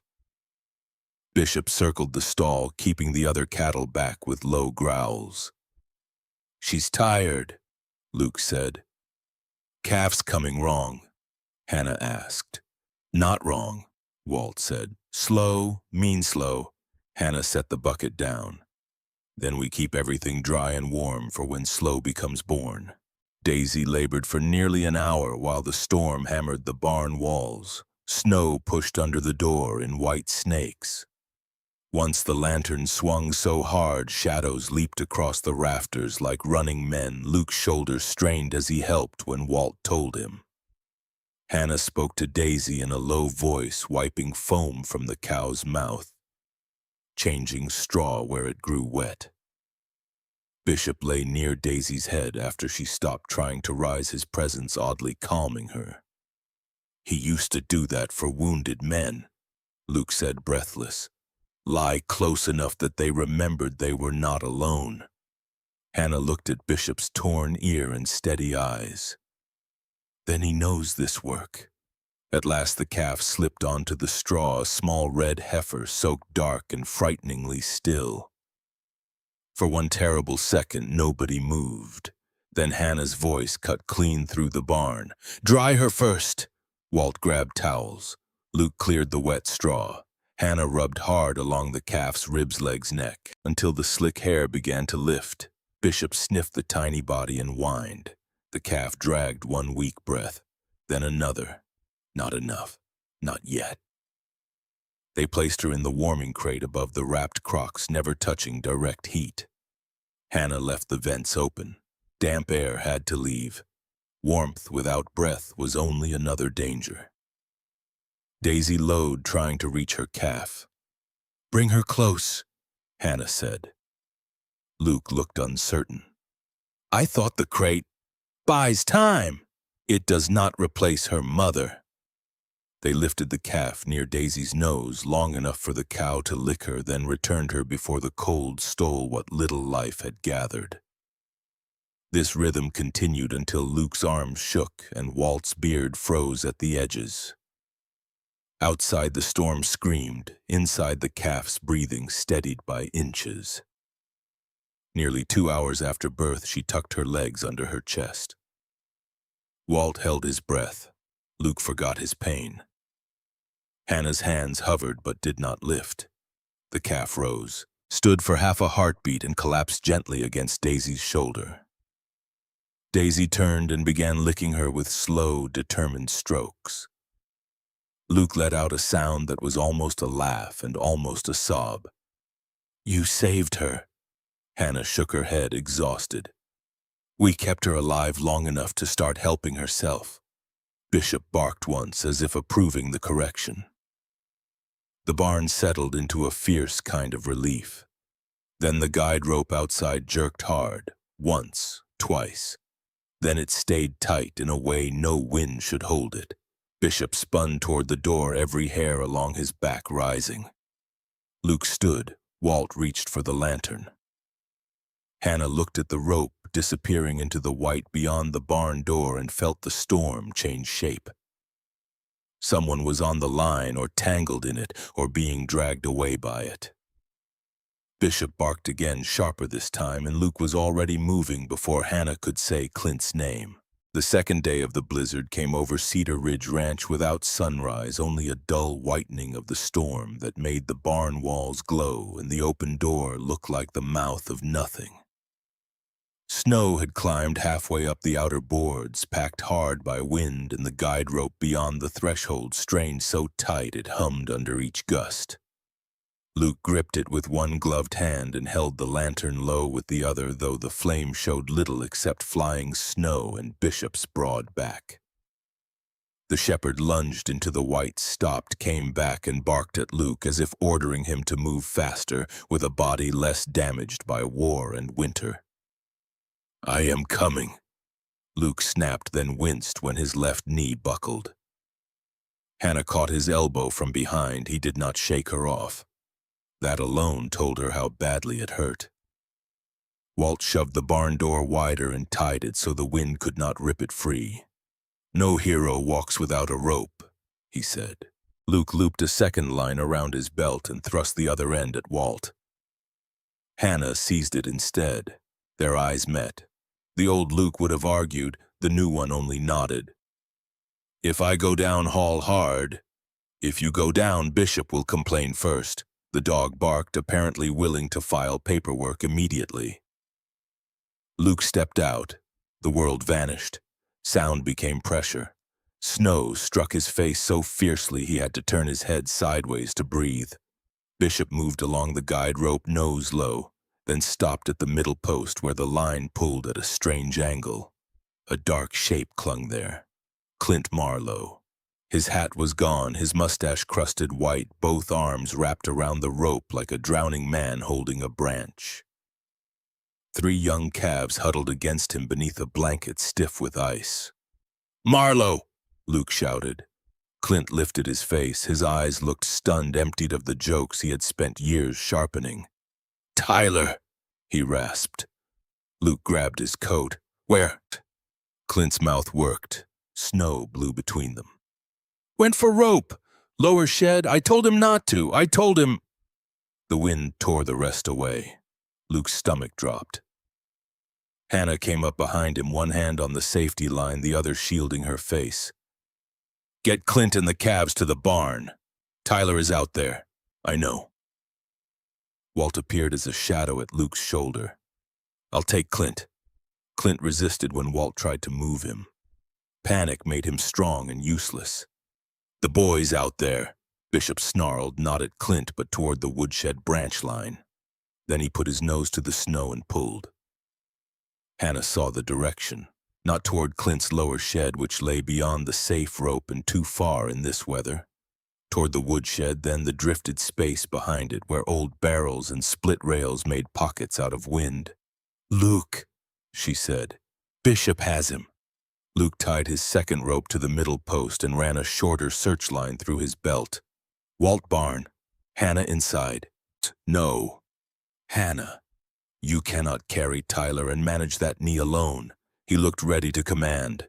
Bishop barked with such fury that both of them flinched. The dog had chosen impatience over rank. Hannah took the rope from Luke's hand and tied a clean knot around her own waist, one he had taught Tyler days earlier. We go to the woodshed and back. No farther unless Bishop insists twice. Luke stared at the knot, then at her face. Trust was not a speech. It was letting someone hold the line while the storm begged you to clutch everything yourself. Stay on my right, he said. They moved, one knot at a time, to the woodshed branch. The blue porch cloth was far behind them, now hidden by snow and distance, but Hannah imagined it anyway. Home has a beginning. The words kept her hands working. Bishop ranged ahead as far as the rope allowed, then returned, barking, plunging chest deep through drifts. At the woodshed, the branch line had iced over but held. A smaller rope, Hannah's spare coil, hung from a post and disappeared around the back corner. Tyler had used it. Bless the boy. Bishop seized the smaller rope in his teeth and pulled. Luke followed, limping harder. Behind the woodshed, wind had hollowed a strange pocket between stacked rails and an overturned feed box. Tyler lay curled against the box, half buried, one mitten caught in the rope knot he had tied around his wrist. His face was gray with cold. His eyes were closed. Hannah dropped beside him. Tyler. No answer. She pressed 2 fingers to his neck. A pulse fluttered, faint but present. Luke's hands moved with trained speed, clearing snow from the boy's chest, checking breath, jaw, limbs. Alive. The word came out like a commandment. Bishop whined and began licking Tyler's cheek. The boy made a small sound. Hannah slid a wrapped warm stone from the pouch under her coat, one she had carried without telling Luke, and tucked it inside Tyler's coat near his ribs, wrapped thick, never against bare skin. We move now, she said. Luke lifted Tyler, his knee nearly folded. Pain flashed white across his face. Hannah stepped under the boy's legs, taking weight. Bishop grabbed the loose end of Tyler's rope as if determined no child would misplace himself again. The return to the barn lasted forever and perhaps 3 minutes. Walt and Margaret had managed to get Clint and the calves inside. Margaret, who had come to Cedar Ridge to take children away from danger, now stood in the barn rubbing an ice-stiff calf with burlap while Clint sat on a feed bin, shaking too hard to hold a cup. When Luke and Hannah staggered in with Tyler, Clint made a sound no proud man would willingly make in front of witnesses. He fell to his knees beside the boy. Ty. Hannah did not allow grief or relief to take over. Blankets, dry clothes, warm drink when he can swallow. Not hot. Walt, check his fingers. Luke, sit down before your knee quits for good. Luke opened his mouth. Bishop placed both front paws on his boot and leaned his weight there. Mutiny, Luke muttered, then sat. Tyler woke slowly, coughing, crying without sound at first. Clint held him and kept saying, I am sorry. Into the boy's wet hair, though the words were not yet aimed bitterly enough. Margaret helped Hannah change Tyler's outer layers behind a horse blanket for privacy. Her hands were steady. Only once did she whisper, "He is someone's baby, too." Hannah looked at her. "Yes." The old woman's face changed, grief widening beyond blood. In the hours that followed, the barn became a second house. Daisy's newborn calf, whom Walt started calling Mercy because no one had the strength to argue, breathed steadily in her warmed crate and returned often to Daisy's side. Clint's 3 calves, half frozen but alive, stood under dry blankets and chewed emergency fodder Hannah had stored weeks before. The cattle ate cottonwood branches and dried corn stalks, while the best hay stayed for Daisy. Luke's knee swelled badly. Hannah wrapped it and said nothing about foolishness because he had not been foolish. Brave, yes. Hurt, yes, not foolish. Bishop slept in short bursts beside Tyler, waking every time the boy moved. Clint watched the dog, the rope, the dry burlap, the raised crate, the fodder, the braced roof, all the things he had mocked, while they quietly became the difference between life and loss. Near evening, when the storm still raged and daylight began fading from gray to darker gray, he found Hannah near the barn door checking the rope for ice. He took off his hat. The gesture looked painful. "I was wrong." Hannah kept working a knot loose. "Yes." Clint swallowed. "About the hay wall, the roof, the rope, the calves." "Yes." "About Tyler." Hannah stopped then. Behind them, the boy slept under 3 blankets with Margaret's hand resting lightly on his shoulder. "Tell him that when he wakes." Clint nodded, eyes red. "Will you show me how far apart to tie those knots, so a hand can know them in gloves?" Luke, sitting on an overturned bucket with Bishop's head on his good knee, looked at Hannah. He did not answer for her. He only said, "Ask her." It was her design. Hannah felt those words travel through the barn, through Walt's quiet smile, through Margaret's watching eyes, through Clint's bent head, through Luke's tired face. Not praise exactly. Better. Public trust. She turned back to Clint. "When the storm eases, yes." The guide rope outside jerked again, this time only from wind. Bishop lifted his head but did not rise. For the first time in 2 days, he believed everyone who needed finding had been found. Then a sharp crack sounded from somewhere above the barn's side door. Snow pressure, timber shifting. Every face turned upward. The storm was not finished collecting debts. The 3rd morning of the blizzard reached Cedar Ridge Ranch with a softer wind but heavier snow, and the barn stood buried to the lower windows like a ship locked in white water. The sharp crack above the side door had come from a brace, not a main beam. And because Walt had added extra support before the storm, the damage held as a warning instead of becoming a collapse. Still, no one took comfort cheaply. Luke, Walt, and Hannah used the long roof rake from inside the lee of the barn door, pulling snow from the low overhang in slow, even bites, while Clint held the guide rope and Tyler, wrapped in blankets near Daisy's stall, counted each pull aloud so nobody stripped one side too fast. His voice was hoarse, but it was there.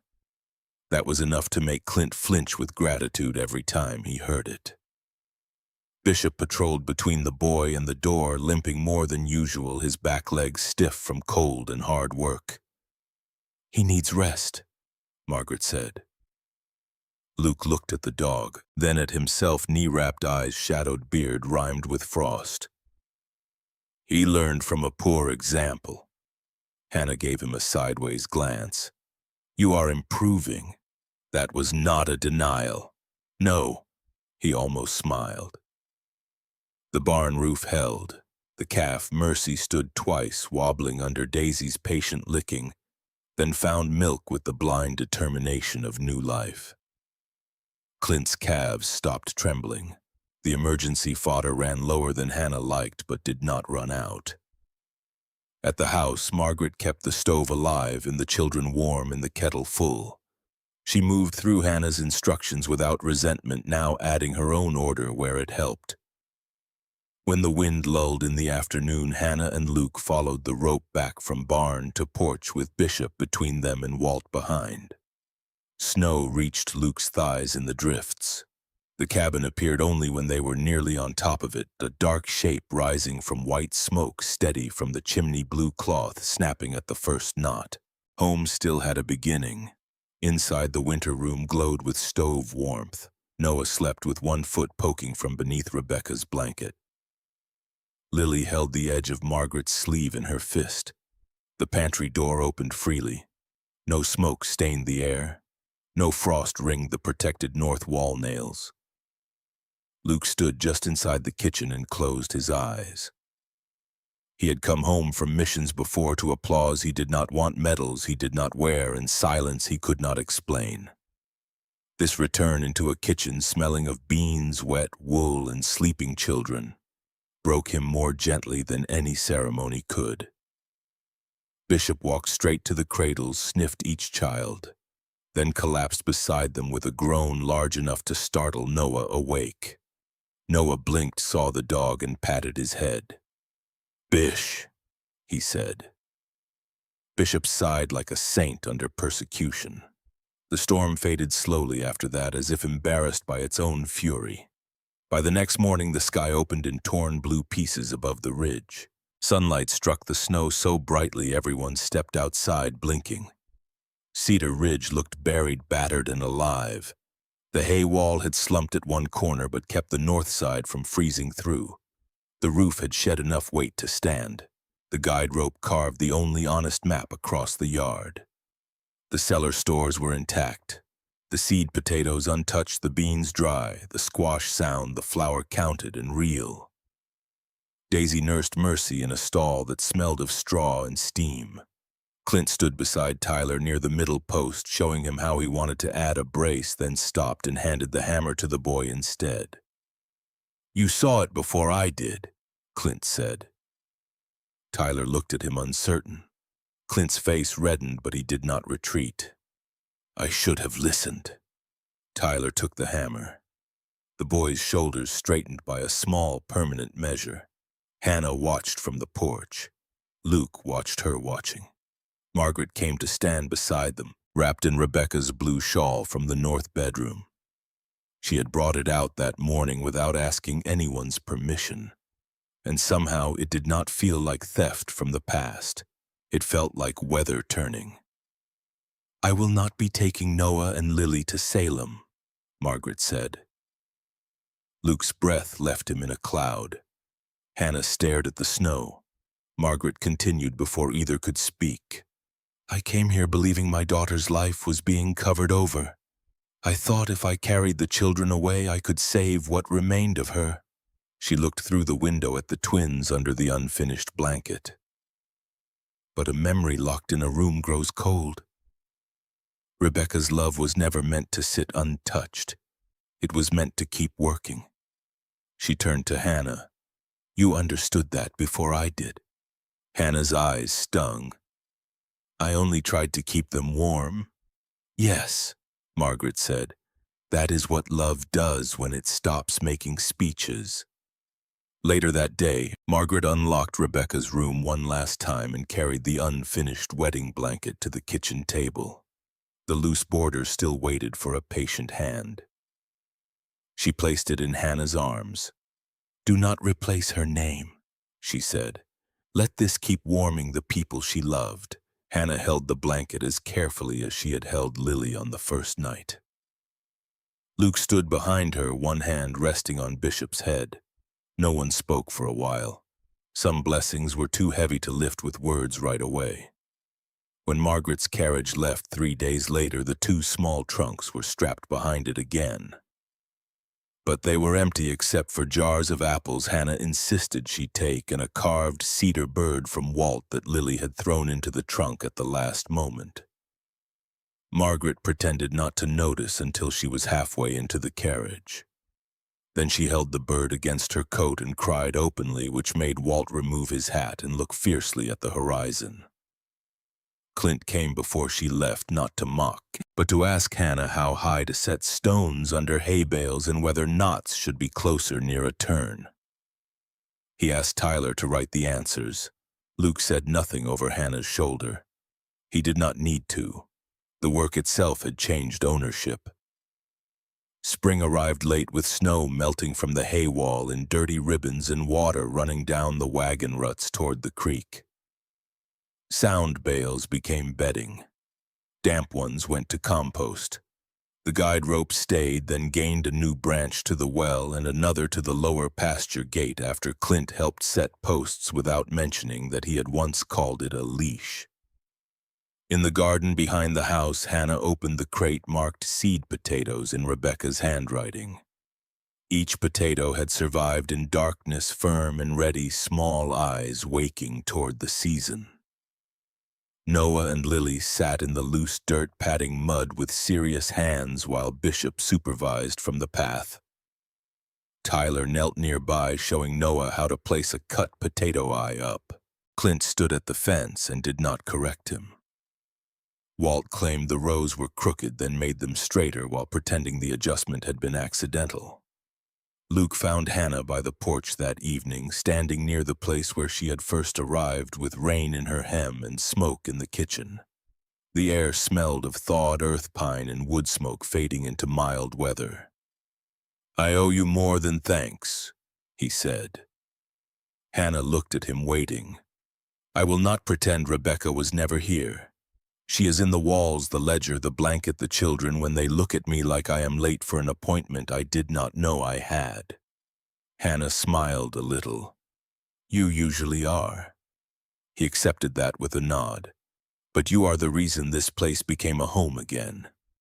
I am not asking you to stay because I need someone to raise my children." He took a breath, and this one did not shake. "I am asking you to stay because I want you beside me when we decide what to mend next." Bishop rose from the path and came to stand between them. Because apparently no important decision could happen without inspection. Hannah looked down at the dog. "What do you think?" Bishop leaned against her skirt, heavy and certain. Luke smiled. "There is your official answer." Hannah's own smile came slowly, warm enough to change her whole face. "You still wait too long before fixing things. I am under new management." "No," she said, looking toward the garden, the children, the rope line, the house no longer sealed against memory. "We are building something that listens." From the garden, Lily lifted a muddy hand toward Hannah and made a sound soft and round. "Ma." It might have been a word, it might have been only spring air passing through a child's mouth. Hannah froze. Luke heard it. Margaret would have heard it too had she been there, and perhaps Rebecca heard it from whatever mercy allows love to keep watch. No one corrected the child. Bishop wagged his tail, once approving the new arrangement. Cedar Ridge entered the growing season not untouched by grief, not safe from future storms, but no longer living as if survival were the best hope God allowed. It had a rope to the barn, a blanket across the cradles, a dog who remembered the way home, and hands willing to repair small things before they became sorrow. That was how the ranch stood after winter. Not because the storm had been gentle, but because love had learned to prepare. Some miracles arrive like thunder, but many come quietly, wearing work gloves and carrying a bucket of warm water. This story reminds us that God often answers prayer through people who notice small things before they become heartbreak. A loose roof beam, a cold room, a child who is not being heard, a neighbor too proud to ask for help. Love pays attention. Faith is not only spoken in church on Sunday. It is lived when we forgive, when we listen sooner, when we protect what someone else left behind, and when we make room at the table for a soul who has nowhere else to go. If this story touched your heart, comment Amen. and share it with someone who needs hope today. May your home be warm, your burdens shared, and may God send you steady hands when the storms come. Subscribe for more stories of faith, courage, and love.